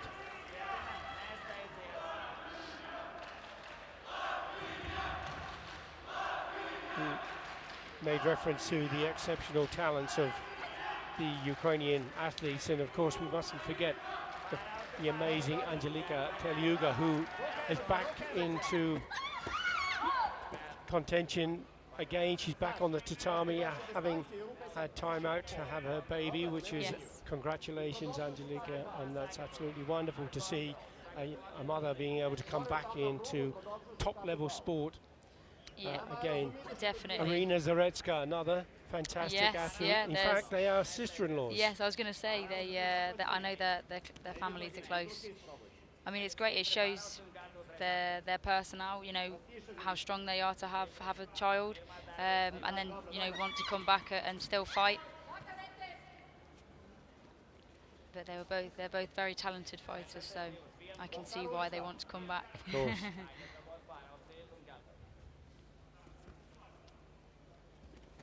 Still Alexandra Sholohova leading 2-0.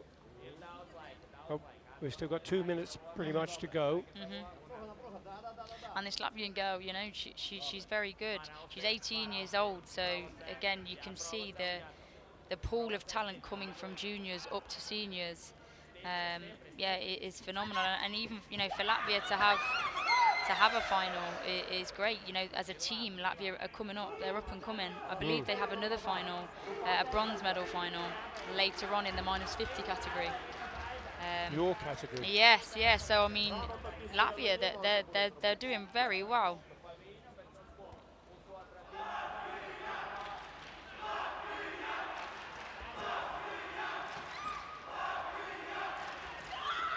Sholohova is frustrating her opponent. Clever tactics.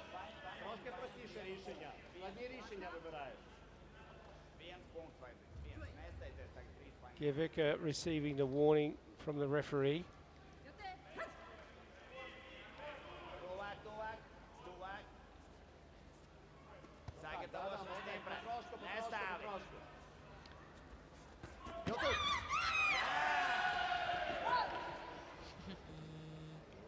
Video review requested from the coach of Givica.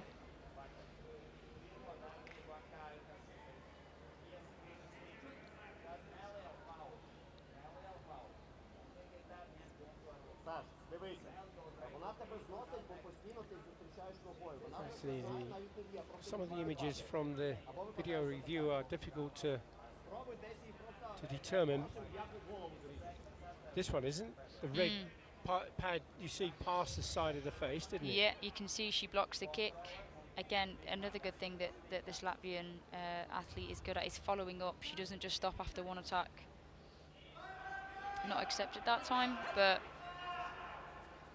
I would say that's a positive because now she knows she can attack again, and it is there. So she's got to make sure she hits the target. Came close with that kick. She doesn't have a video review card. Yes, now. unfortunately lost.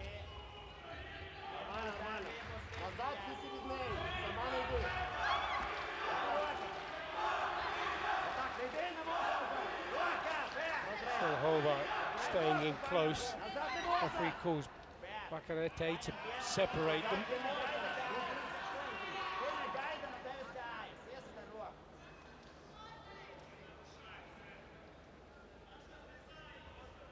Саша, обрізайся стартовою рукою. Обрізайся стартовою рукою. Отак, молодець. Впевненіше.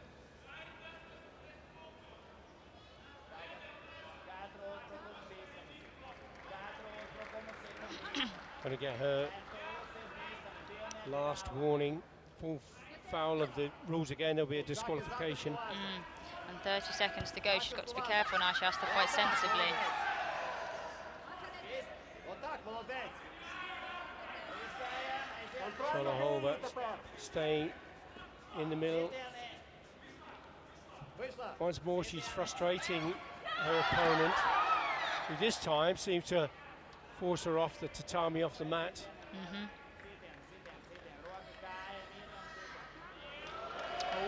And it's Girovica who's going to be penalised instead for pushing. She's not allowed to push her opponent off. No. So she gets a a hansoku, and loses the bout. Ukraine was in control all the way to the end, as shown. From Ukraine, Alexandra Sholohova.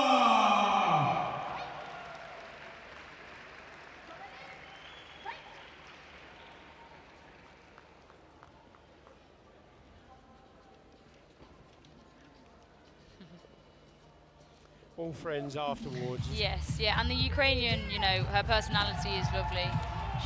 She is a great fighter on the mat, but she always shows compassion after, which is always nice to see, sportsmanship. And there you go. Now that's the way to celebrate, isn't it? Brilliant.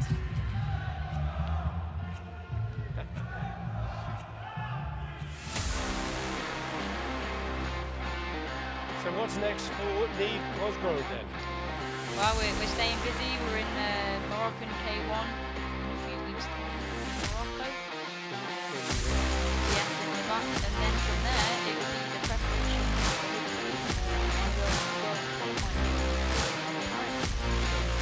Yes, of course. But you know, you've got to put yourself in the hard situations to try and get the best out of yourself. You've got to be in it to win it. Yes, exactly, Billy. Ladies and gentlemen, we are about to start with the gold medal match. Onto the male Kumite category. This is the minus 75 kilogram division.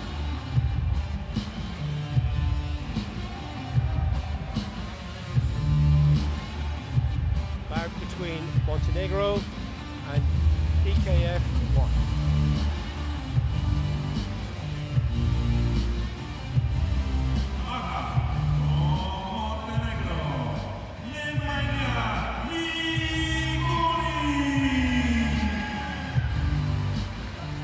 Nemanja Mikulic of Montenegro, 5 Yuko, 2 Ippons.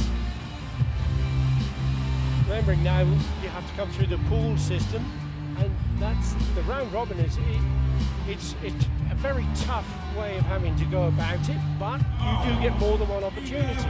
Yes, exactly. You know, at Premier League K1 level, it'll always be a round robin. So it's not necessarily a knockout. You get 2 or 3, depending on how big your pool is, 2, 3 or 4 athletes. So you get opportunities to, you know, to get your wins and your points. But obviously at a Europeans and at an A series, it'll be knockout. Yeah. So you have to win to stay in it, which both of these athletes have done.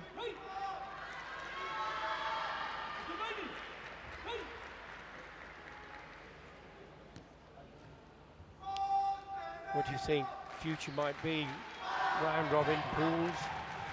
You never know. I suppose, especially with karate, that, you know, there's the rules change quite frequently. So you never. I mean, whether they can do a pool for Europeans, it could be interesting. Actually, it would be interesting if they did that. I think so far at Premier League, I personally enjoy the pool. I think sometimes their first match a lot of people's first match can be quite hesitant. Yep. You Or know, you could you've come still up got the against a world nerves. champion. Yeah, exactly. But with a pool, you've got the opportunity. You know, you're guaranteed 2 to 3 fights, and after that first fight, especially, you're into it. Your confidence is up, and often that's when you pull off better results.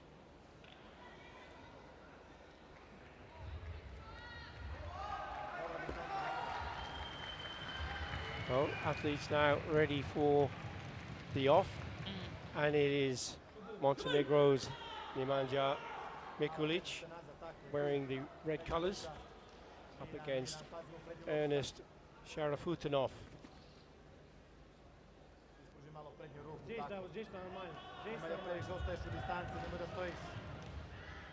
And the contrast from that lightning fast attack from Pesic to the cagey, slower, thoughtful approach here. Both athletes, though, are very springy. Very springy. Their speed is, you know, the neutral athlete, his speed is phenomenal. He can go from 0 to 100. And his kicks as well. His kicks have been superb throughout the rounds to get to this final. But the Montenegro boy as well, again, very quick.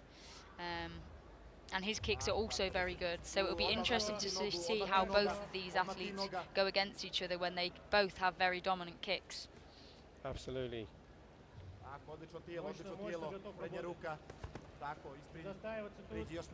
Both received passivity warnings. As a third of the bout has gone. And neither of these have won at continental level at senior, in the senior ranks. Although Sharafutinov has been a world bronze medalist, and also as a junior. But both are active in the Kračman Premier League and the A Series. Kroz prednju nogu te otvara pa kreće rukom. Nemoj da si statičan. Spokojno, sve normalno. Tako, izađi malo iz distance, opusti ga. Да, забери. Вот так, хорошо. Opa, prednja ruka, pazi Miran. Хорошая дистанция, увереннее. Ovaro. Готов, гуру его Ona izađi смотри. ruka prije, Клинчи. samo prije ruke, odlična ti je reakcija. Dobra je bila reakcija, samo prije ruke izađi. Ti noga. Много внимательно. Moving into the last minute of the bout, still no score from either of Ne ostani u them, mjestu, nemoj da ostaješ u both mjestu. having Не с места, warnings. чуть-чуть движения. Да, Miran, хорошо. Miran. Свои ноги тоже. Mora ti sada preuzeš inicijativu malo. Ti malo inicijativu. Да, Quite Pazi u prednju a ruku tough se izbaci. decision should it Nema, go to the ideš tako, referees nemoj because Yes. neither of them are pressing. They're Uživaj tu both prednju pretty ruku, nemoj da ostaješ neutral u mjestu. Yes. in Nemoj da that ostaješ u position. mjestu, ideš ti prednjom rukom. Все правильно. Сейчас будет момент, Эрнест. Ulazi sa Не nogom pa зажимайся. kreće rukom. Would you have any preference between the two? How would you feel if it were now suddenly time up? I think it would be a very difficult decision. I think the Russian is trying to set up some points. Ooh, very good exchange there. Very, very good exchange. Again, demonstrating the speed that they both have. Eko, sad dosta Эрнест, bude, okej. ничего не меняй. Центр. Пока не меняй. Video review checking to see if there was a score for Mikulic. And there was a kick coming up round the corner, Yes. over the shoulder. Стоять, все будешь контролировать. Wow, what do you think of that, Neve? Yeah, very good kick. It's whether the... Let's see if it hits. And Sharafutinov was holding onto the Yes. gi, so he was not allowing him to get the best range. But the fact that he's able to still get it up nice and high and down on the side of the face wasn't accepted though. Rejected. So that means Sharafutinov now is going to get the score, Yeah. Не забывай в атаку. and the Senchu, Ruka izlazi it odmah, could be Luka. that if the kick was second, it couldn't score because Ногу. the judges went for Sharafutinov. Very quick hands from a neutral athlete. Это дистанция на Four Once flags. again, yes, another Ruka pa noga. convincing Yuko. Mora ruka pa noga, podvlačiš mu se previše. Ruka pa noga. Собрано. Руки Ruka pa держи. noga. Front hand once again, wasn't it? Yeah. And you talked about the spring, didn't you? Yes. And so fast off that front hand, he sprung into Very, that very fast. attack. From moving to boom, the spring. And you know, for an athlete who is having to attack because they're down on points, to having to then also deal with someone springing at them quite quickly is very difficult, as shown. Kroz fintu zaura pa na vratima mamašine. Montenegro struggling a little bit just to try and catch Ima vremena, ima vremena, ima vremena. the athlete.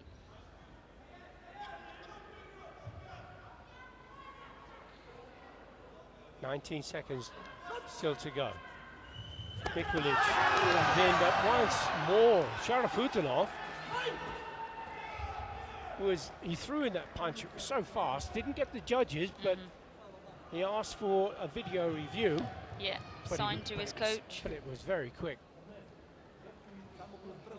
Have a look at the video review, looking at blue and a punching technique. Ima vremena, ima vremena.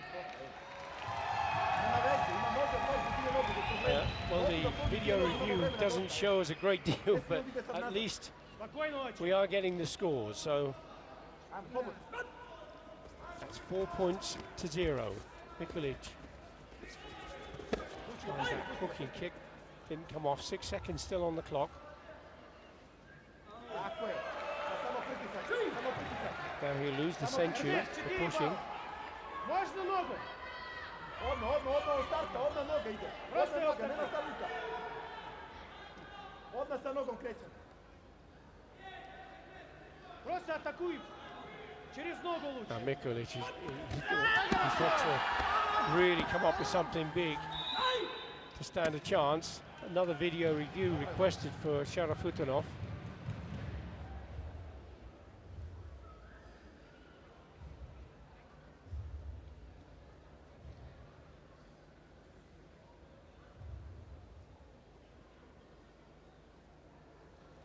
It's been rejected. Просто работай ногами. Пробуй, Заура, по-домашнему. Перебивай. Перебивай ногами. Excellent. A very convincing win there for Ernest Sharafutonov, taking the European title and the gold medal. Is EKF 1, Ernest Sharafutonov.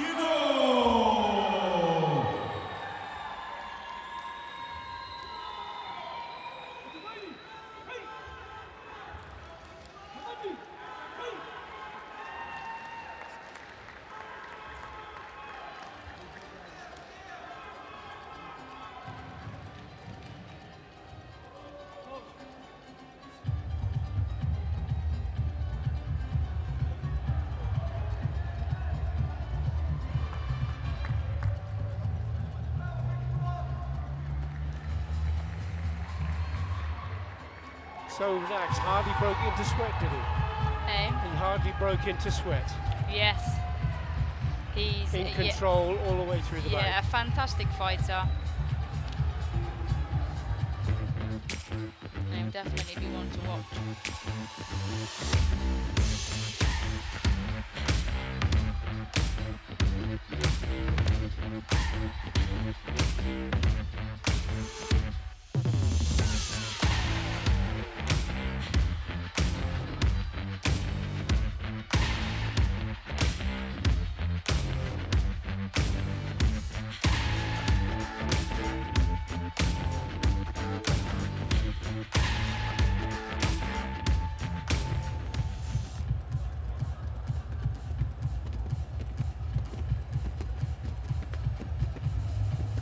So we're having the mats changed, and that will be getting ready for para kata, which will be coming along later. But we have our medal award ceremonies to look forward to, and once again another opportunity to look at the medals that are going to be awarded. They look rather nice, don't they? Yes, they do. Very shiny.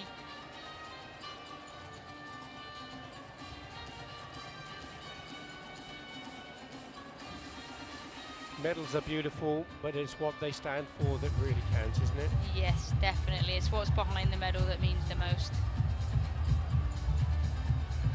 There's our mascot.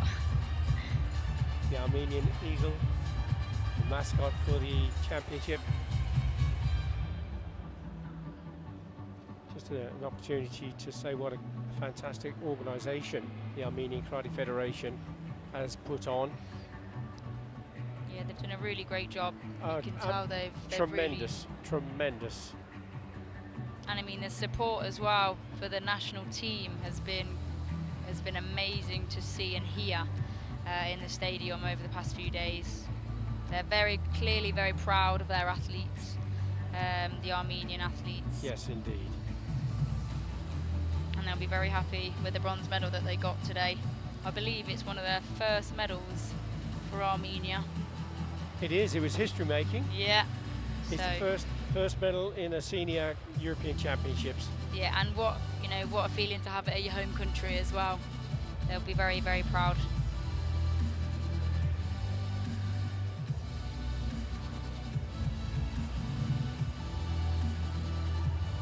The athletes lining up.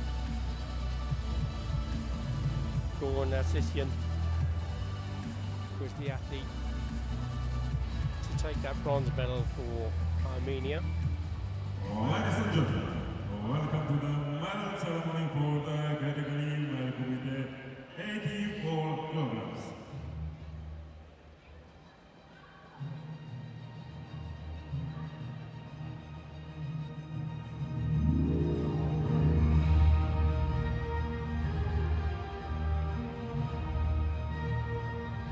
Very proud moment as the athletes make their way to the podium.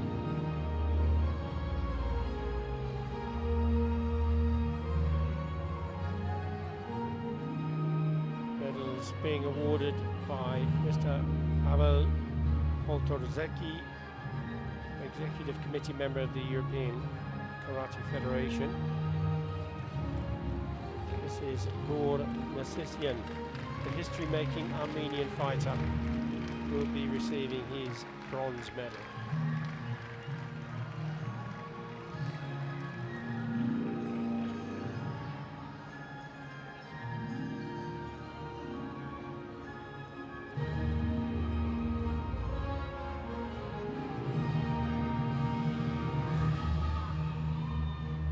Medals will be awarded by Vazgen Arzuyan, President Federation of Armenia, accompanied by Mr.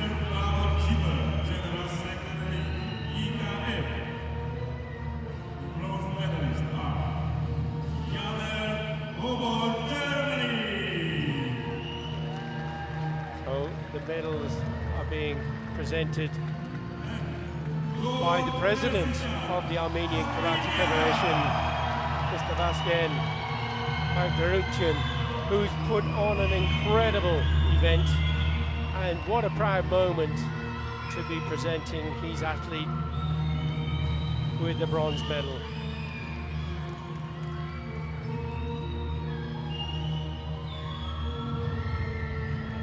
The other bronze medal going to Germany's Janne Pulbold.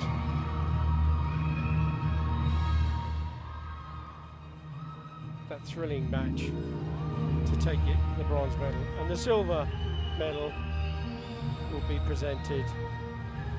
The silver medalist is Valery Chobatar, Ukraine. The silver medal going to Valery Chobatar. Once again being presented by the president of the Armenian Karate Federation, who is accompanied by Mr. Davor Chipek, General Secretary of the European Karate Federation. European champion is Ivan Perisic, Croatia. And the gold medal and the European champion goes to Croatia's Ivan Perisic.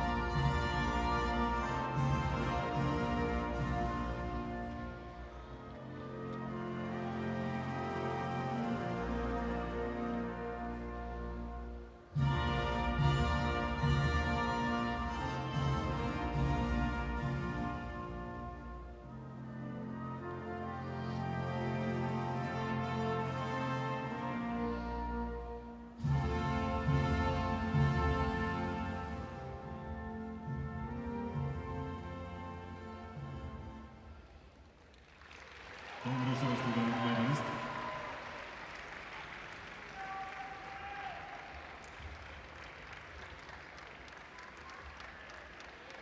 Your medalist for the male Kumite minus 84 kilogram.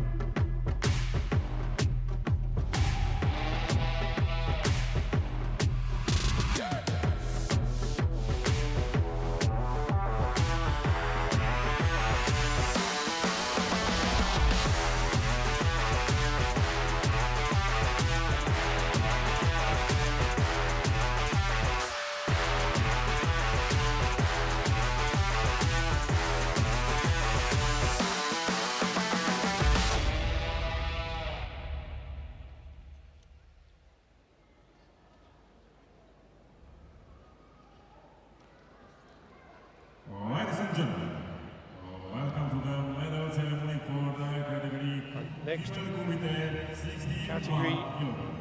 female minus 61 kilogram.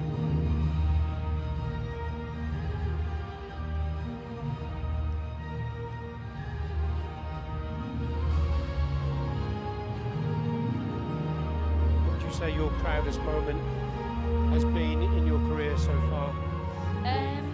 I think obviously winning the Junior Europeans was a big moment for me. Purely just I felt like that was my step onto the stage of being a medalist. But I think recently it'd probably be getting into the bronze medal match at the Dublin Premier League K1, and I think that was a big achievement for me. Purely just for it was in Ireland. I have Irish family, so they all came to watch. And for my first Premier League, it sort of proved to myself that I am good enough and that I am supposed to be here. So far, haven't got a medal yet, but to me, I know I can, and I'm stubborn enough to know that I will. So it's just a matter of time. Exactly. Now the medals are being awarded by Miss Sarah Wenström, Executive Committee member of the European Karate Federation from Sweden.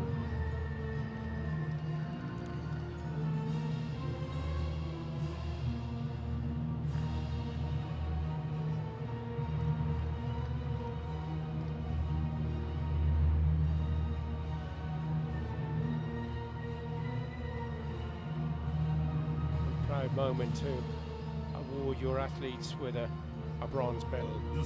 Anna Joanna Nielsen receiving that. And the second bronze medal going to Latvia.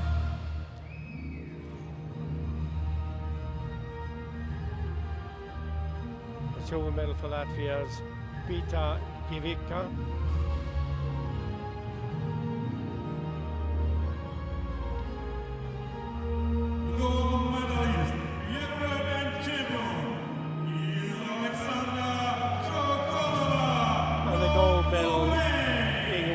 To Alexandra Sholohova of Ukraine.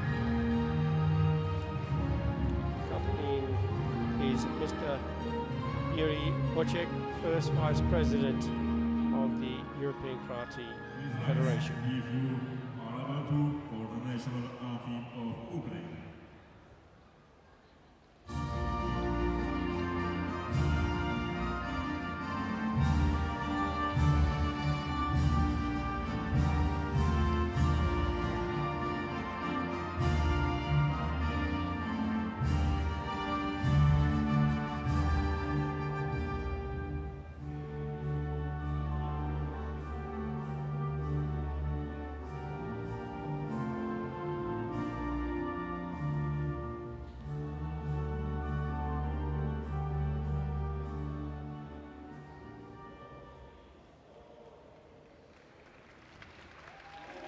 Congratulations to the medalist.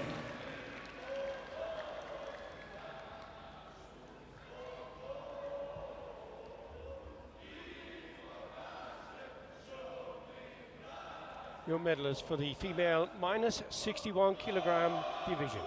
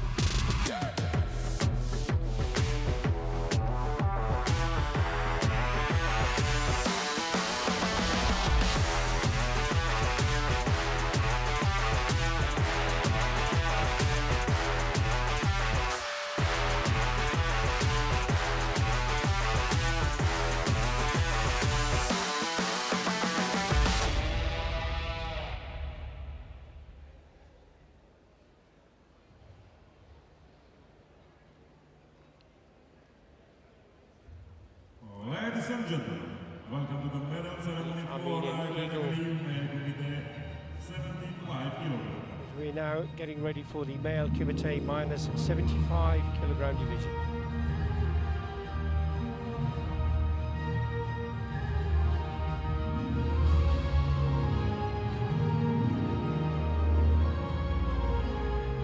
Medals will be awarded by Mr. EKF Executive Committee member, accompanied by Mr. General Secretary of the EKF.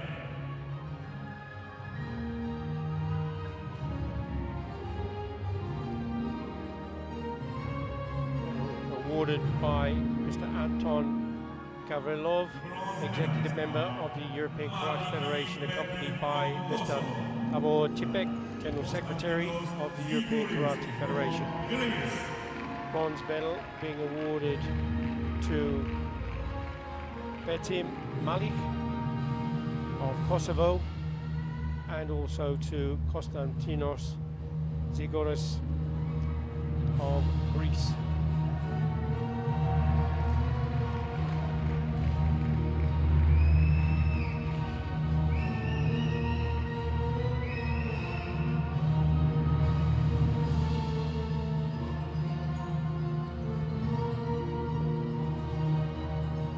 The silver medalist is Nemanja Mikulic from Montenegro. Silver medal going to Nemanja Mikulic, Montenegro.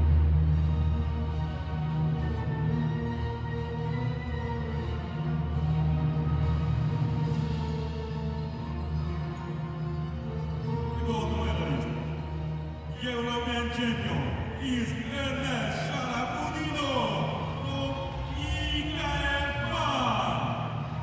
And the neutral athlete from EKF1, Ernest Sharafutinov, taking the gold medal and the European crown in the 60th Karate European Championships for seniors here in Yerevan, Armenia.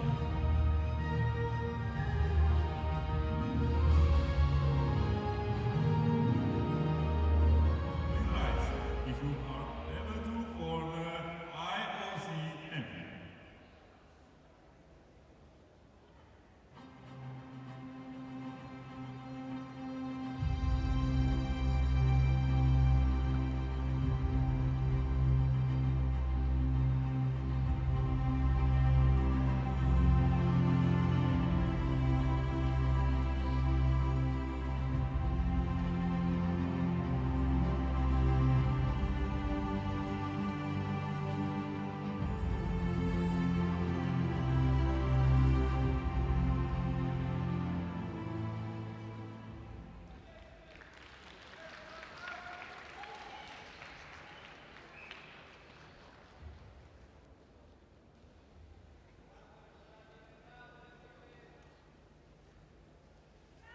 Your medalist for the male Kumite minus 75 kilogram.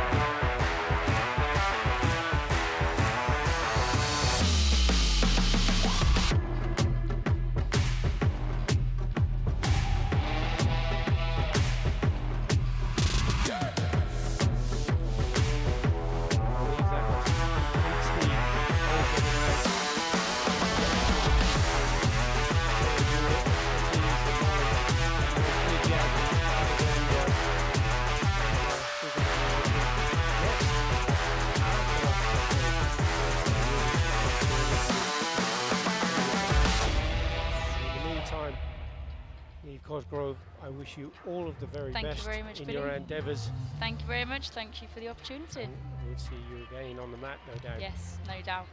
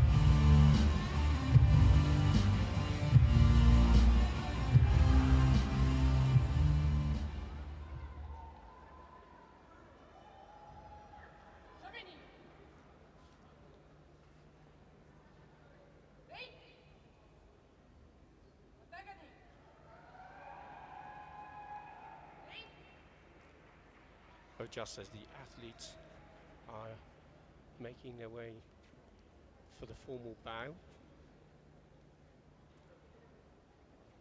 just gives me the opportunity to introduce to you the expert for para karate and the person in charge of the World Karate Federation's para karate program, Dushana Augustovicheva.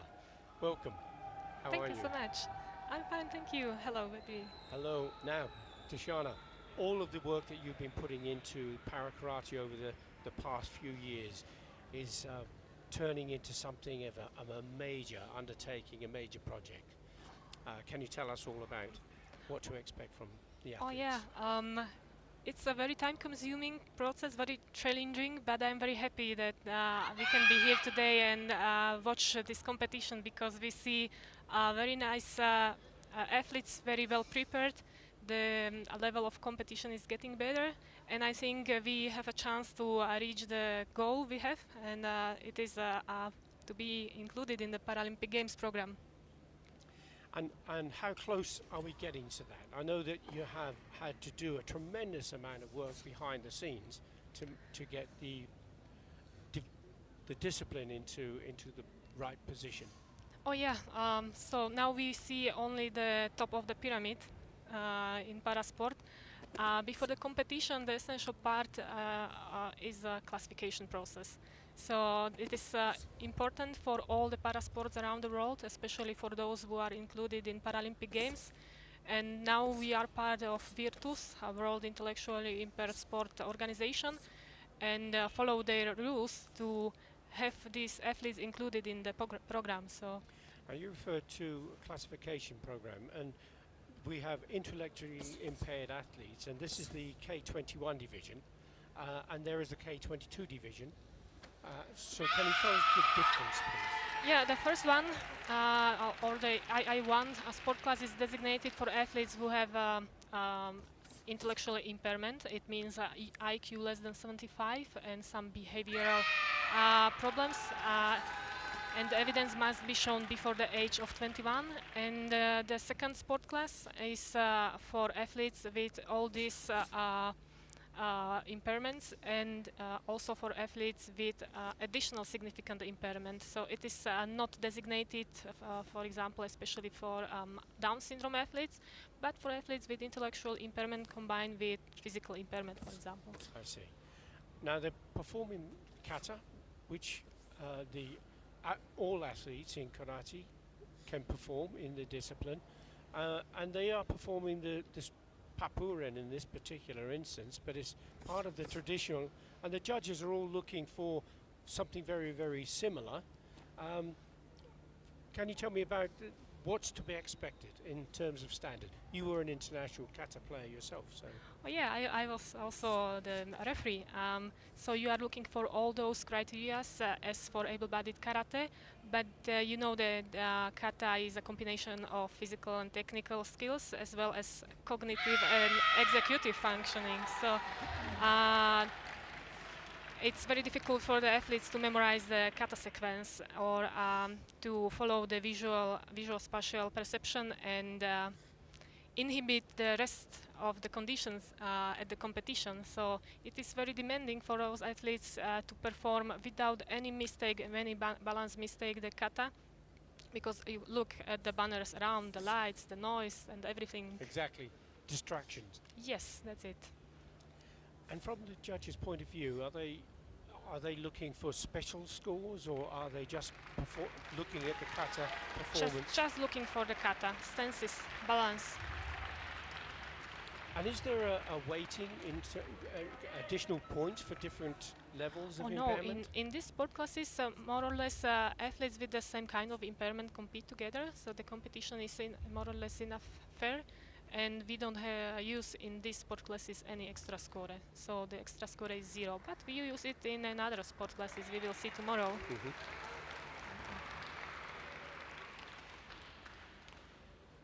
So Olivia Kakosi of Hungary will be performing. She's chosen the kata Ohandai.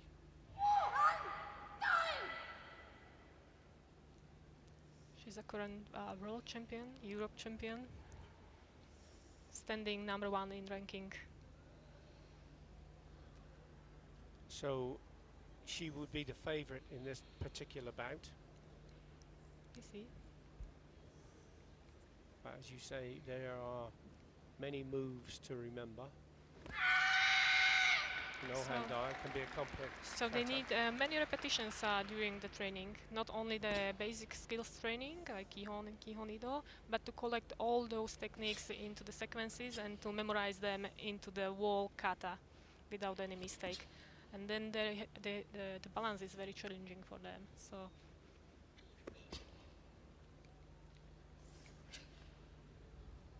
she's doing great.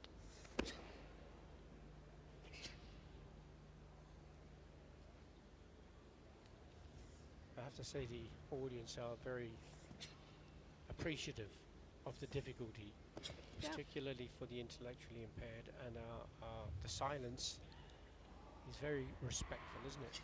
Yes, it is, and I can say that they perform the same kata as able-bodied athletes. The only one difference is they can perform the same kata during the wall competition. We can see the coach behind. She has a very good support in her country, very good team from Hungary. Huge team, very good coaches. And when you talk about the number of countries and federations, there are 50 plus countries in the European Federation, but not all at this moment in time, not all are fielding para-athletes, are they? We have about 40% from these numbers, so about 20 countries usually join the para-karate competition. But it is a fast developing sport. Each year we have a new country and new athletes. So let's see what we will have during the World Championships in Cairo. And from the international para-sport organizations, you're embedded with that process now? Yeah, we are in very close touch with Virtus. Now we will discuss the program for the Virtus Global Games, which is a qualification tournament for Paralympic Games. So I hope that we will be successful and will be again in the program. They are very happy because we also work on the research part of evidence-based classification.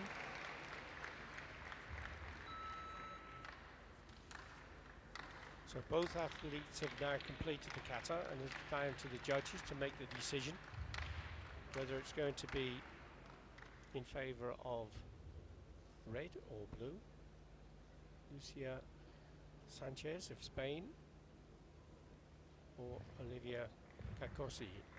Let's have a look and see the scores as they come up on the graphic.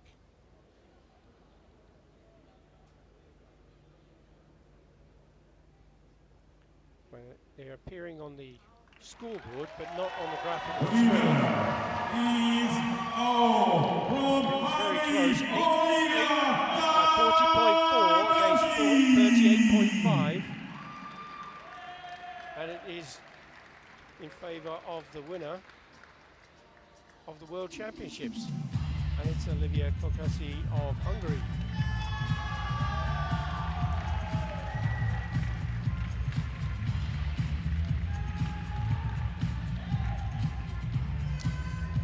She'll be delighted with that win, won't she? And adding a European title to that world title. Yeah, she defended it perfect. It's her coach Marton Falusi.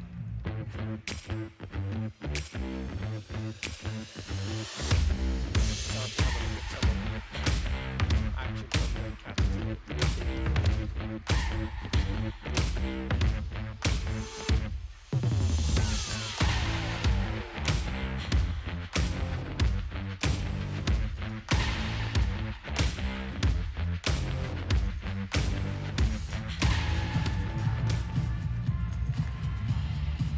Ladies and gentlemen, we are about to start with a gold medal match in the category intellectually impaired male K21.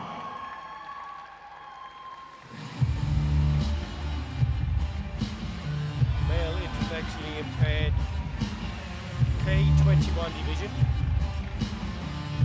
between Germany and Spain.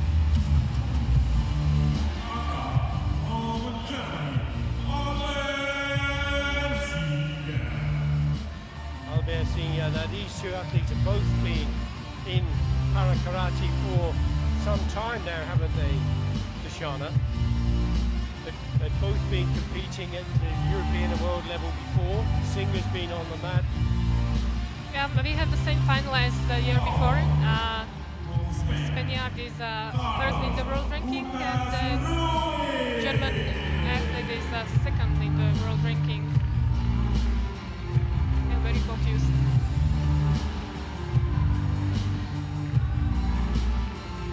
I mentioned research before, and we have one paper in the evaluation process in the Journal of Sport Psychology, and we are discussing there some factors which are related to sport performance in para karate, and it is inhibition. So he is very focused. I must mention the fact that actually you are a professor at the university, and from an intellectual point of view, all of the data and research that's been put into para karate has come through you, hasn't it? Oh, sure. Mainly from me and the team which helped me. It's not only the work is not only about myself. So I would like to thank to WKF and the national coaches that they allowed us to do the evidence-based research. Without them, it's impossible to collect any data. So we made this in Budapest in 2023. And now we are in the process of publishing all those papers and to proceed or to develop a better classification system for these athletes. Do you work with other parasport? In Slovakia, I'm from Slovakia. I work for the Slovak Paralympic Committee, not only for the university, and I'm the medical officer, and I'm preparing all the classification documents for all the sports we are competing in, for track and field, swimming, table tennis, boccia, Wow. para taekwondo also. And how lucky is karate to have somebody with all of that ability and passion to develop para karate on behalf of these athletes? It's wonderful. Well, I can say that the COVID period for para karate was a good period for documentation preparation, because I was staying at home and I couldn't do the research measurements and go testing the able-bodied athletes. So I had enough time during also the maternity leave to study all those classification systems and to prepare our system.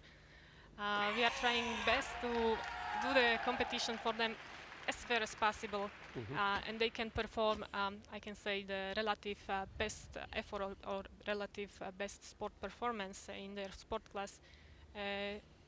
As I said, it's a long time or a time-consuming process. It's not perfect right now, but let's hope that it will be perfect in several years, and we will have more athletes and they will enjoy the fair competition. This is a good performance of the kata from Albert Singer. He's doing sansai, yeah, it's very demanding. Complicated kata. Very acrobatic sequences. I can't perform it. as I say this all the time, I can't do it.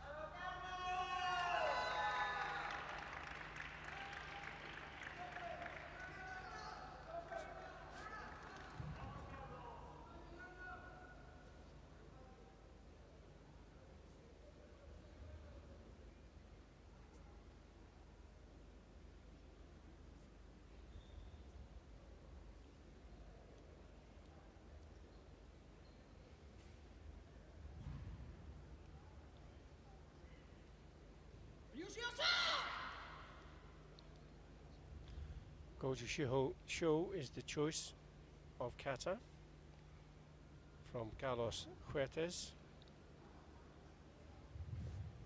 What always strikes me is the level of focus and concentration that he produces. Yeah, it's very important. Because the speed of functioning, it's not the same as for able-bodied athletes. So this will help him to do the movement faster and also to coordinate legs and transitions with the upper body.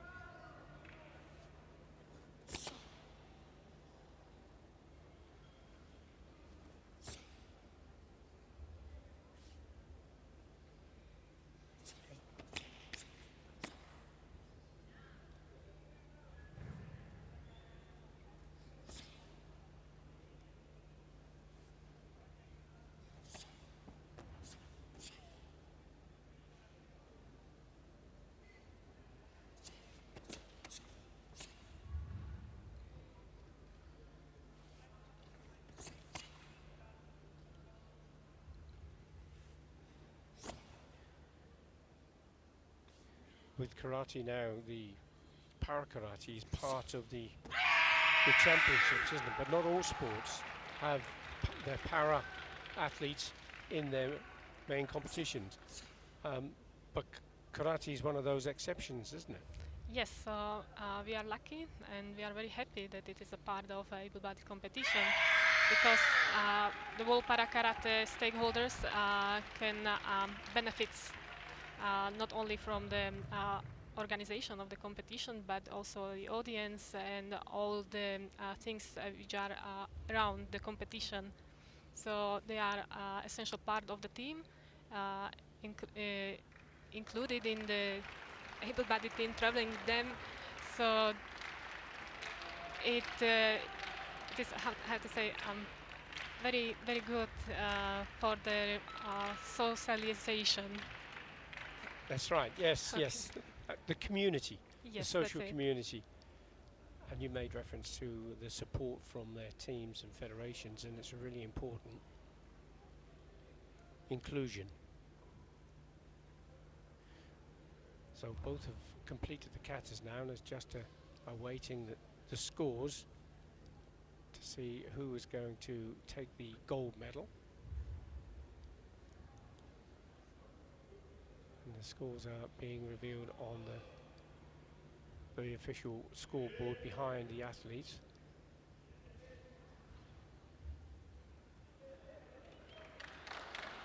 And it is once more Carlos Fuertes, 40 points, 40.2 against 38.7.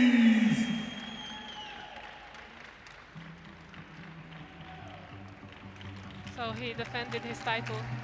I think it is his 6th or 7th gold medal in a row. Amazing.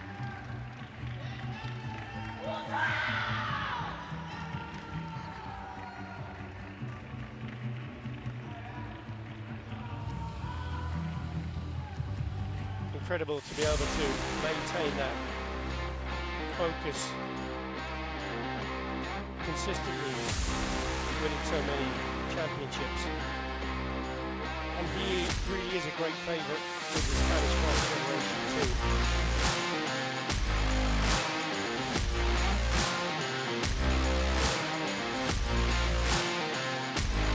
It's a good structure in their country. Para karate executive director and coaches. And they have in special parts of Spain the clubs and the national camps. So this is, they can harvest right now from the preparation. Yeah, so they have created the infrastructure to make it work well. Intellectually impaired female K22 division now. This is a bout between Slovenia and Croatia. This is Leandra Bekic from Slovenia. And what can you tell us about this athlete? She's for the first time in the final. She was reclassified from K21 to K22 because of the significant impairment.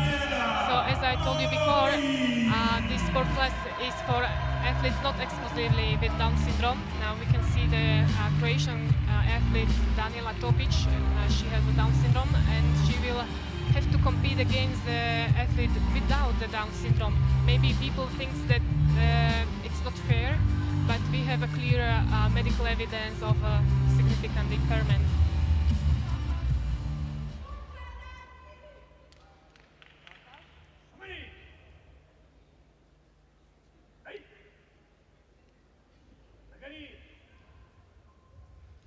But she's ranked 6th in the world ranking in this category, and Topic from Croatia, she's number 2.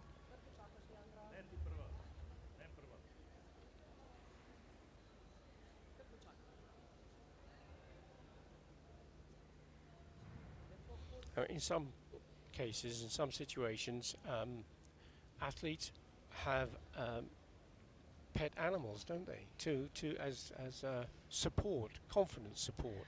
Yes, but they are not allowed for the competition. No, For pet, of no, course. but the health animals which are trained to recognize and signalize the epilepsy attack or diabetes issues, they are allowed. Mm-hmm.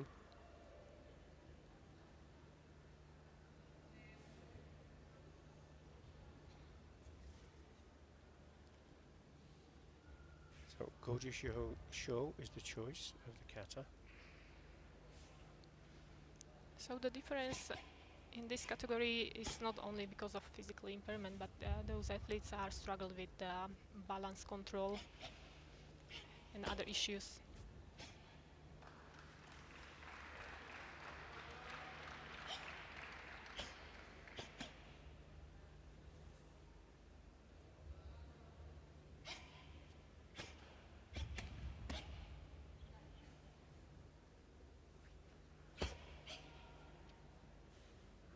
And this is a very challenging kata to choose, isn't it? Because of the number of moves, 54 moves, Goju Sho and Yeah, but I can tell you we published one study. We studied 5 consecutive world championships and checking which katas were performed, and this is the one of most performed katas among all sport classes in the 5 years history.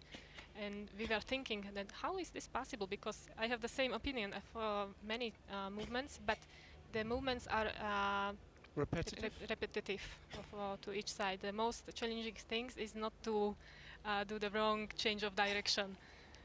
From my point of view, because I was also performing Goju Shihosho from Shito Ryu style, and sometimes it happened that when I was distracted, I forgot where I am in the kata. So, luckily not during the competition, only during the training.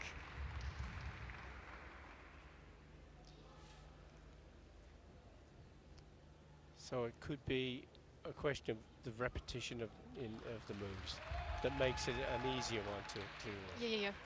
Because the sequence is almost the same in Shikodachi or Kipadachi here. the straddle stances. Yeah.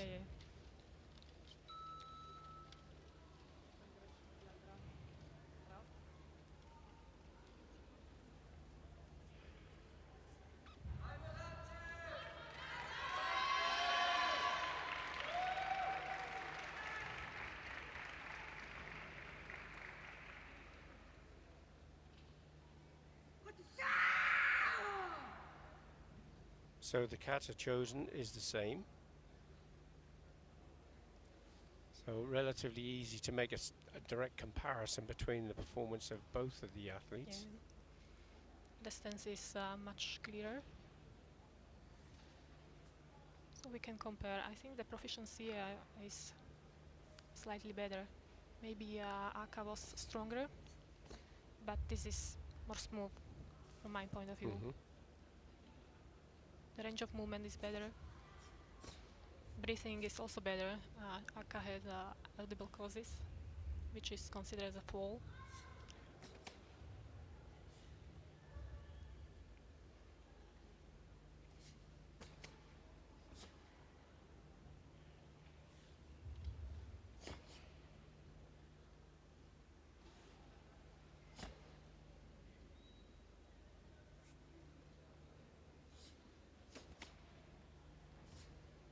So now we saw she was thinking what to do the next.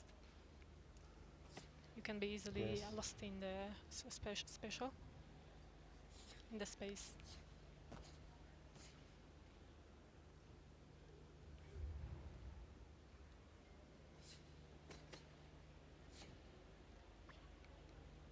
Yes, it can be because of the shape of the kata. It's difficult for them to follow sometimes, orientation. But they are doing great. It is proof that para taekwondo pulse, it's Yes. similar like kata. If you perform and practice many times, it expands your or the athlete's memory capacity. So it is transferring also for the normal life. So it's very beneficial for all the athletes doing karate. So there is a really good reason to get into karate.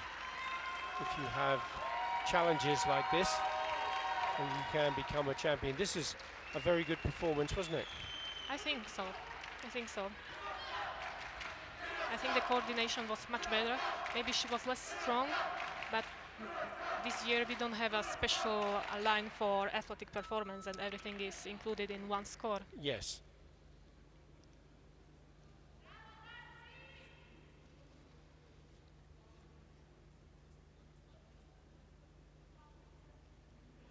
So we'll wait to see what the judges' scores are. On Yes, the back I can see 6-8, 7-2, 6-9, 7-5, 7-5, 7-7, 7-6, 7-8, 7-6, 7-9, 8-7, and it is a win, and it is indeed going by way of Daniela Topic of Croatia.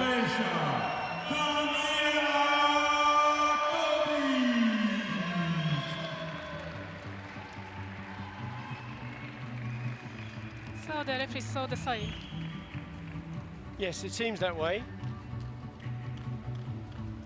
This is her mother and the coach Daniel Kufler from Croatia.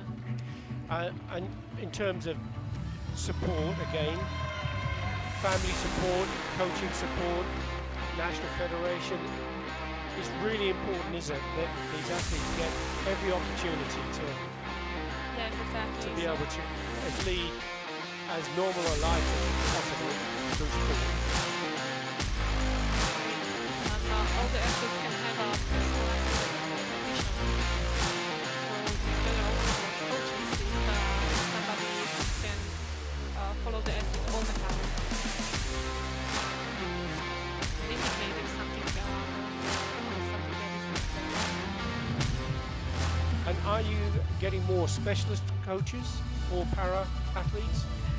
I can say that all those coaches who we saw are from the able-bodied karate, and then they started studying how to coach intellectually para athletes. But in Spain, they have a special designated coach who was performing karate before, or is a karateka, and studied special education. So this is the best combination.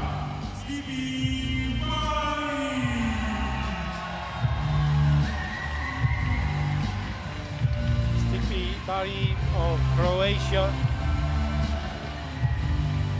Now, K22 division.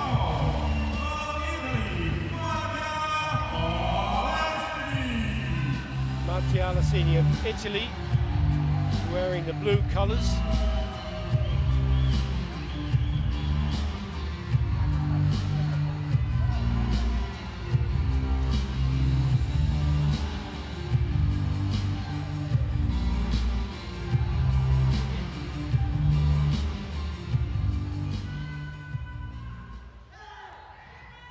So we have the same final like last year, but let's see if Italy will defend the title, because I saw on social media how Croatian guy Stipe practice. He is also the strength and conditioning coach and choose a very demanding kata. All right.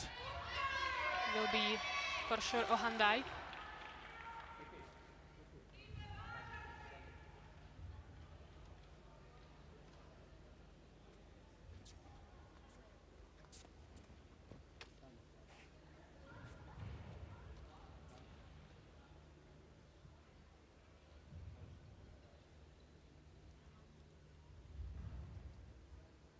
or handai is the choice of the kata.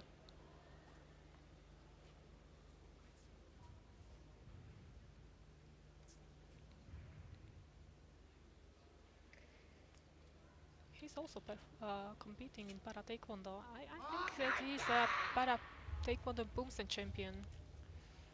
Wow. We saw the coach, his father, so he's very dedicated in karate and all those sports.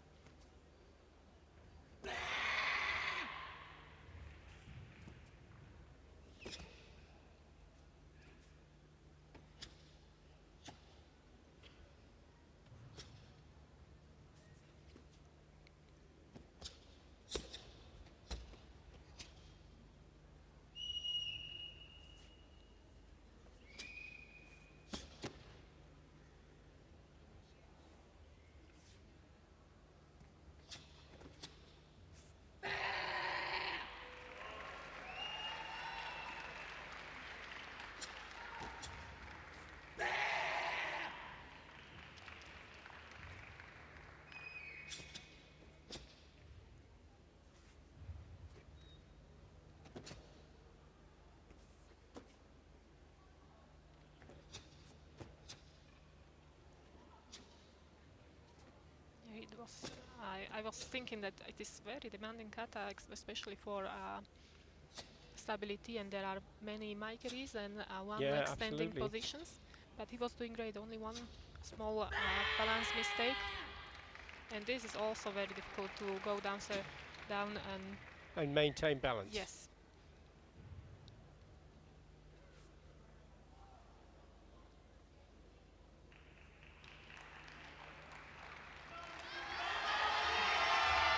That was really quite impressive, wasn't it? Has all that training paid off? Mattia Alancini will be coming onto the mat in just a moment.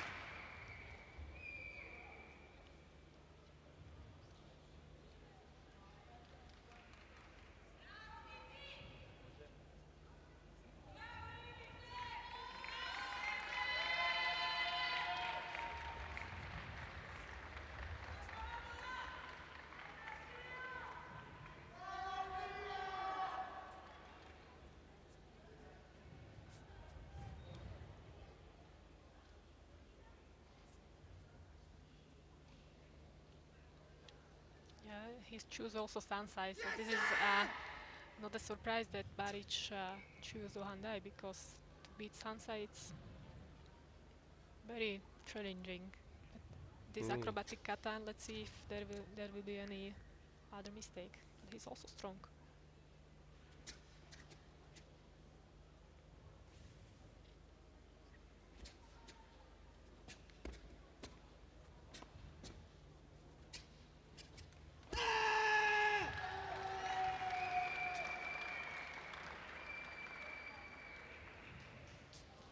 Lots of twists and turns in the kata. Yeah. Very demanding, as you said. It's demanding for everybody, athletes. Yes, of course. I can do it. I think he's doing well.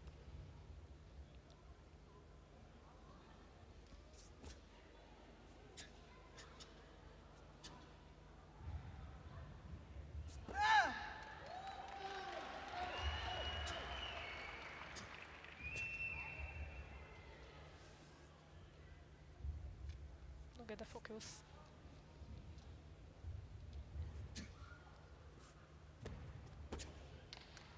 Perfect. Very good.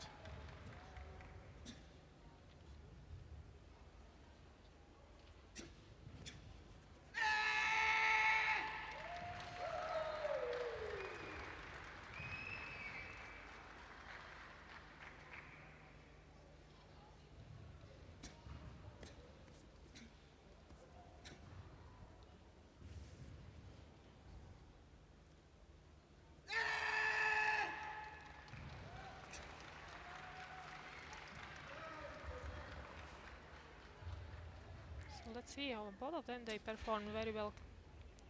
It was a very strong kata, but Stipe had balance mistake. So. But that was only a small part of a very long, complex kata, wasn't it? So let's see the referee's score.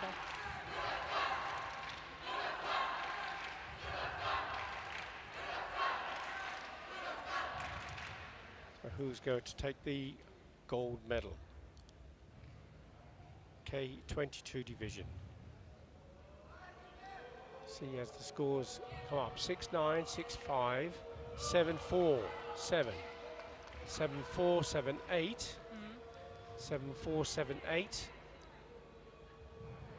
7-7-8. Looking good for Alcina. 8-1, 8-4, 8-1. 38-6 against 38. Quite tight in terms of score, wasn't it? Yeah. From Italy,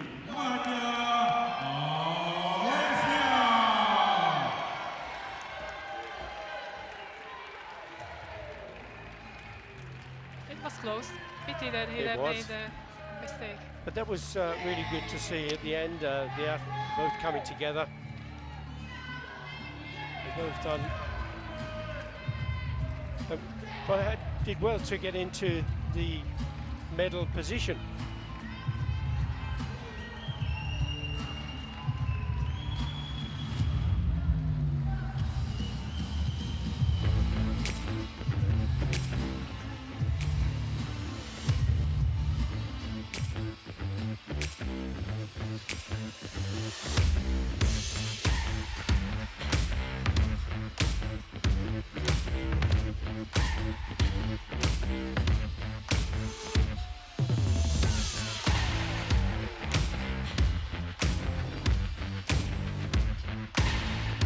So they'll be competing in the World Championships.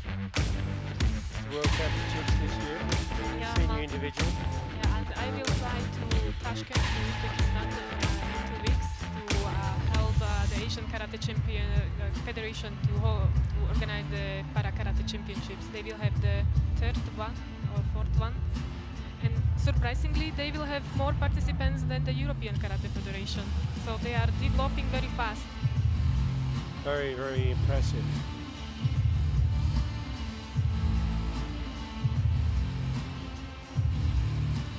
We will be having the medal award ceremony for these divisions.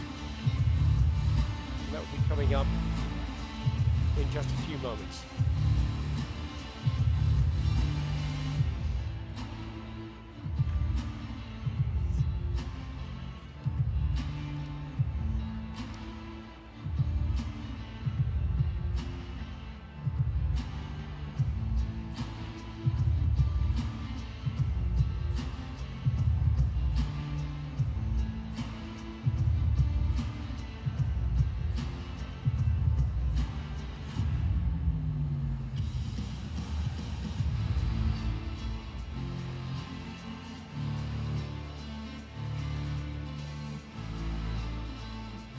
So you talk about Tashkent and the Asian Karate Federation. What about the Pan American Karate Federation? They will have also the Pan American Para Karate Championships, and Para Karate is also included. It will be next week, if I remember correctly. They have their own Para Karate chairperson, so I will not be there, but we will have also the second African Para Karate Championships. It will be in Nairobi, Nigeria, or some country in Africa. I have to double check the schedule. Wow. So it's truly becoming a global activity now. Yeah, we are working hard on this because this is also one of the essential part of evaluation process to be worldwide recognized, to have at least 3 continental championships, 32 participating countries. In each championships? The Or World Championships. The World Championships, right. And that's achievable, isn't it? Yeah, but we already fulfilled this during the last championships in Budapest. In 2023. Yes, that's it. Are there plans for a junior program? I hope that I will have a meeting with Mr. President in a few minutes, and I already proposed last year, and now we will discuss it, and we will discuss also more sport classes for visually impaired athletes and physically impaired athletes. We will see tomorrow, so we can discuss directly when we will watch Wow. the other categories. So watch this space. Yeah. That would be an exciting prospect. Yeah, my dream is to have at least 2 sport classes for visually impaired athletes, and I would like to introduce also the standees category, the physically impaired athletes who can perform the kata standing up. So we miss the athletes with upper limb amputations or dysmelia, or short stature athletes. And the lower limb amputees athletes, they can perform the kata using the prosthesis. Right. We have our medal award ceremony now. And this is for the female intellectually impaired K21 division. EKF Executive Kumite member, accompanied by Mr. Albert Chipek, General Secretary of the EKF. So the awards will be made by Ms. Sarah Benestrom, Executive Committee member of the European Karate Federation, accompanied by Mr. Davor Cipek, the General Secretary of the European Karate Federation. Bronze medalist Elise Vidal, Netherlands. Federica Yakimoto, Italy. Bronze medal being awarded. And for some athletes, when this is the first time that they've won a medal, it must be a wonderful feeling for them.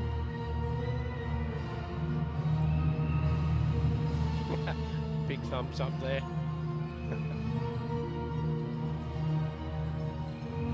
Lena Lejic of Netherlands.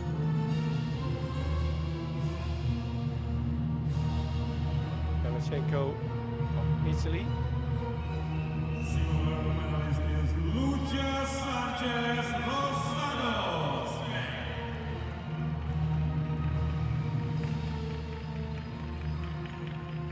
Lucia Sanchez of Spain, with her performance at Papuren, to take the silver medal.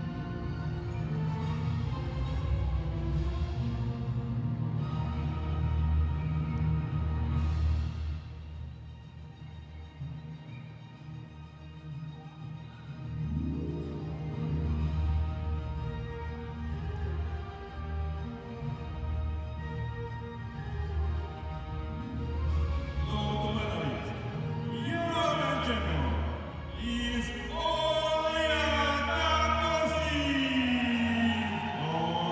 Julia Kakosi of Hungary takes the gold medal and the European crown for her performance at Ohandai.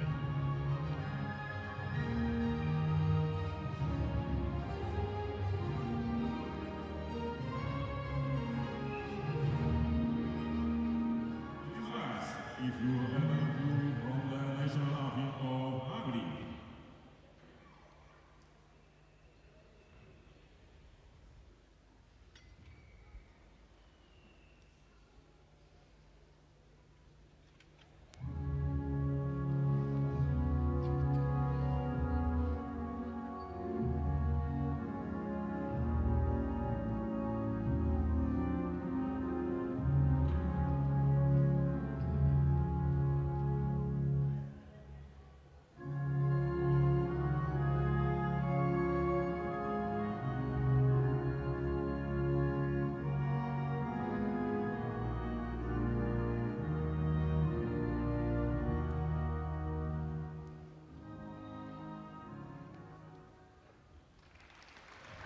Congratulations to the medalist.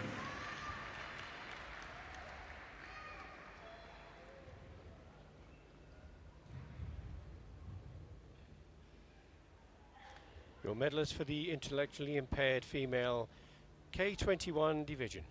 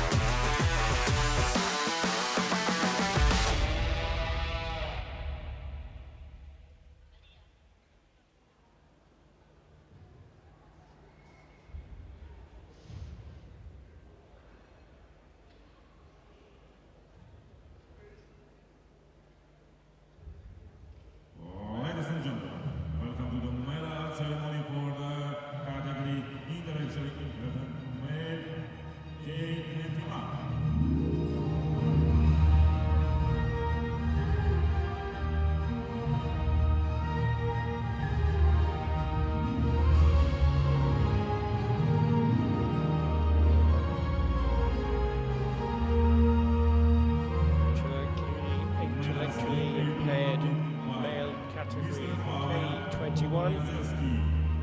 EKF, Executive Committee Member. Accompanied Mr. Bouts, first Vice President of the EKF.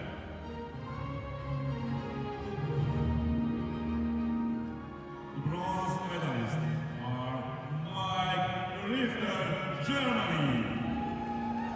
And it's been Antonio awarded by Pereira Perez, Mr. Portugal. Otrovsky, Executive Committee Member of the European Karate Federation, accompanied by Mr. Jiří Boček, First Vice President of the European Karate Federation.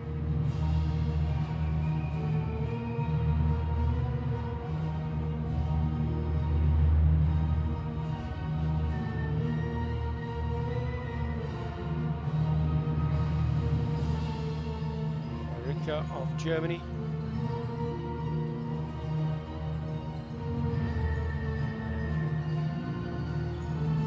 And Herrera of Portugal. The silver medalist is Albert Singer from Germany. Albert Singer of Germany, receiving the silver medal for his performance of Sansei.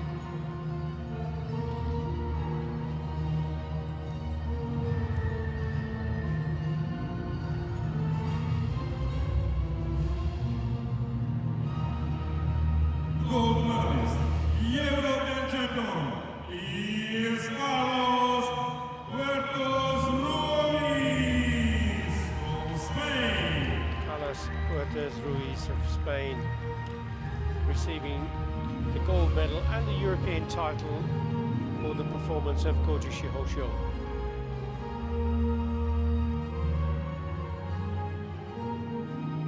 Please rise if you are able to for the national anthem of Spain.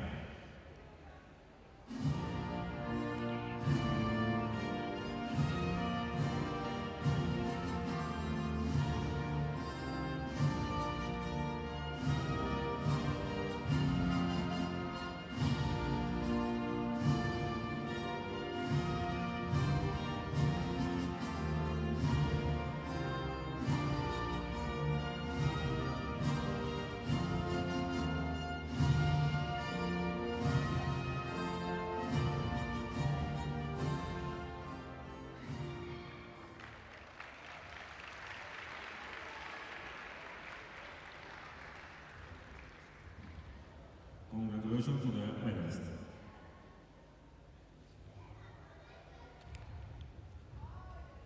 Your medalist for the intellectually impaired male K21 division.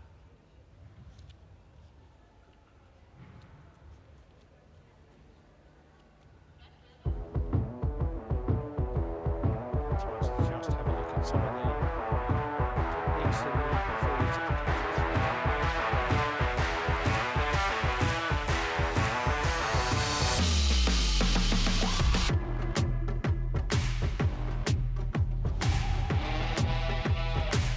We're enjoying these images.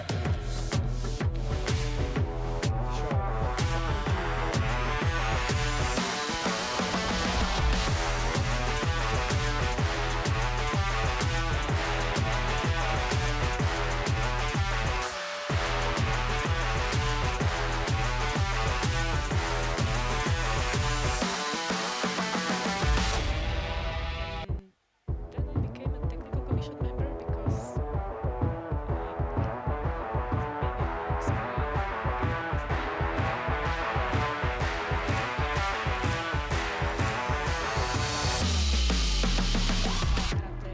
during the first European Championships.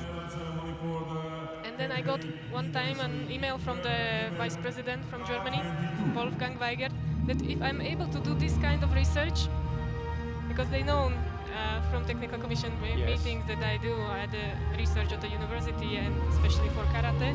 And I said, yes, no problem. And the next email came that, okay, do you think that you can be a para karate chair? And I was like, oof. It's quite challenging. I have experience from the university and some championships and from the Paralympic movement, but let's see. I will think about it. And at the end, I decided yes, because I have everything what I want for my living. I have a handsome husband, very clever one. I have a beautiful daughter. I have a beautiful house and car and everything, income. Wonderful. So I wanted to do the world better through inclusive para karate for the other people. So this is a non-paid position for me. So Well, I'm the volunteer. Admirable, and long may you continue to do so. Because you are doing a fantastic job on behalf of the sport of karate. Thank you so much. So this is the intellectually impaired female K22 division medal ceremony. Medals are being awarded by Mr. George Rosbacher, Executive Committee member of the European Karate Federation, accompanied by Mr. Davor Čipek, General Secretary of the European Karate Federation. Silver medal going to Leandra Becky of Slovenia. European champion is from Croatia. And the gold medal and European title going to Daniela Topic of Croatia.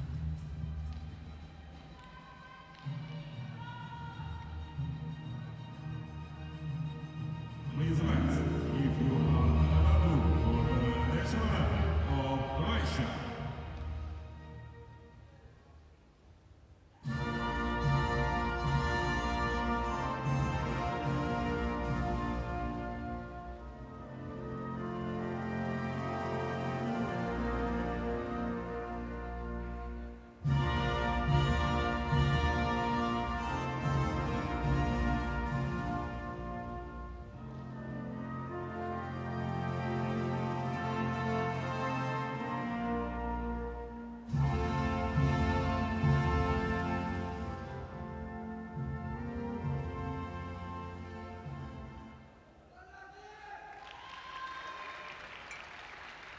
Congratulations to the medalist.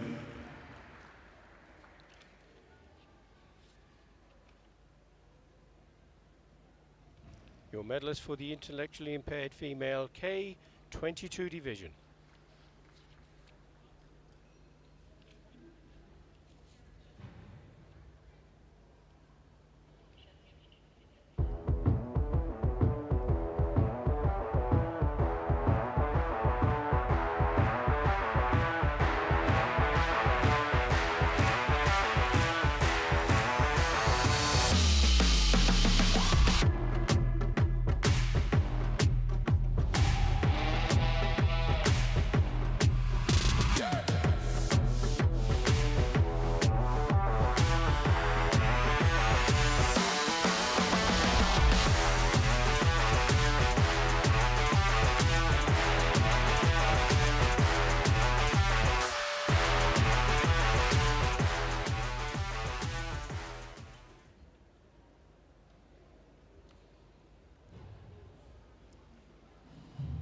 Getting ready now for the medal award ceremony of the intellectually impaired male K22 division.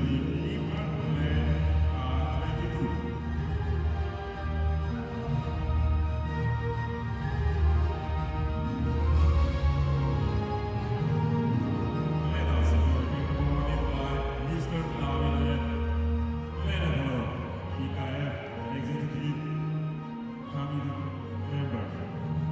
Accompanied by Mr. Giri Bocek, Vice President of the EKF. Medals will be awarded by Mr. Davide Venatello, Executive Committee member of the European Karate Federation, accompanied by Mr. Giri Bocek, First Vice President of the European Karate Federation.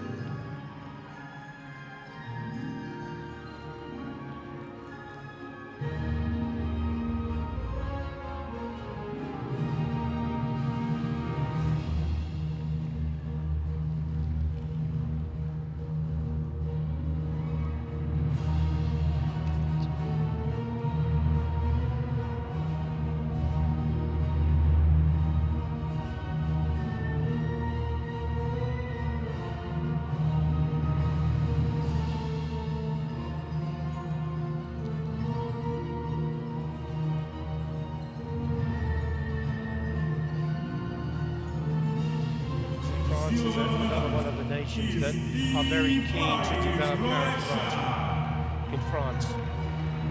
They're very proactive federation, the national You federation. mean Italy? Yeah, Italy they have a very and strong team. France.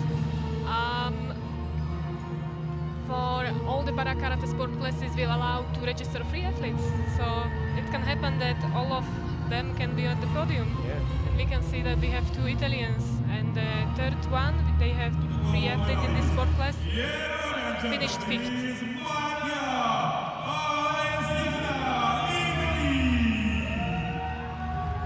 Silver medal going to Strip Paric of Croatia, and the gold medal and European title goes to Matteo Alassini of Italy, proudly receiving his medal from the president of the Italian Karate Federation, Mr. Davide Benatello. Please rise if you are available for the national anthem of Italy.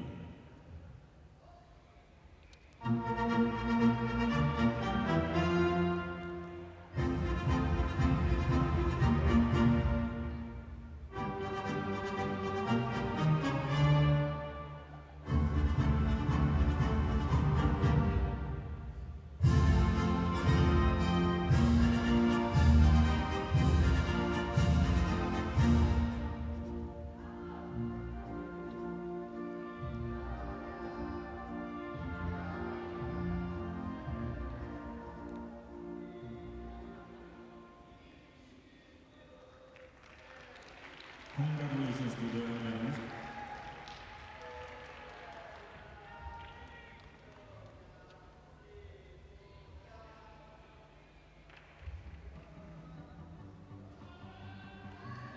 Your medalist for the intellectually impaired male K22 division.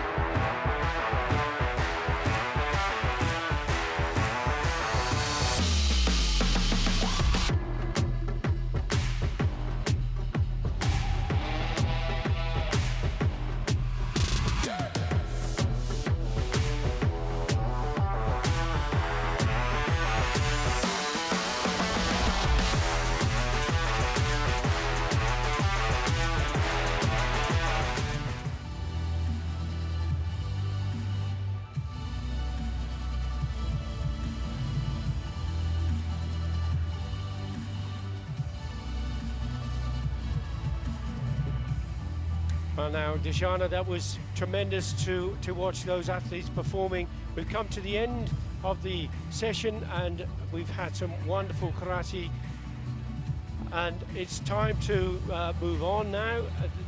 We're going to come back later. So from me, Billy Brennan, and from Dejana Augustovicheva, thank you for watching. Please do come back for the next session, because we've got plenty more magnificent karate to come from Yerevan in Armenia at the 60th European Karate Championships for seniors. Thank you and see you soon. Thank you so much. Goodbye.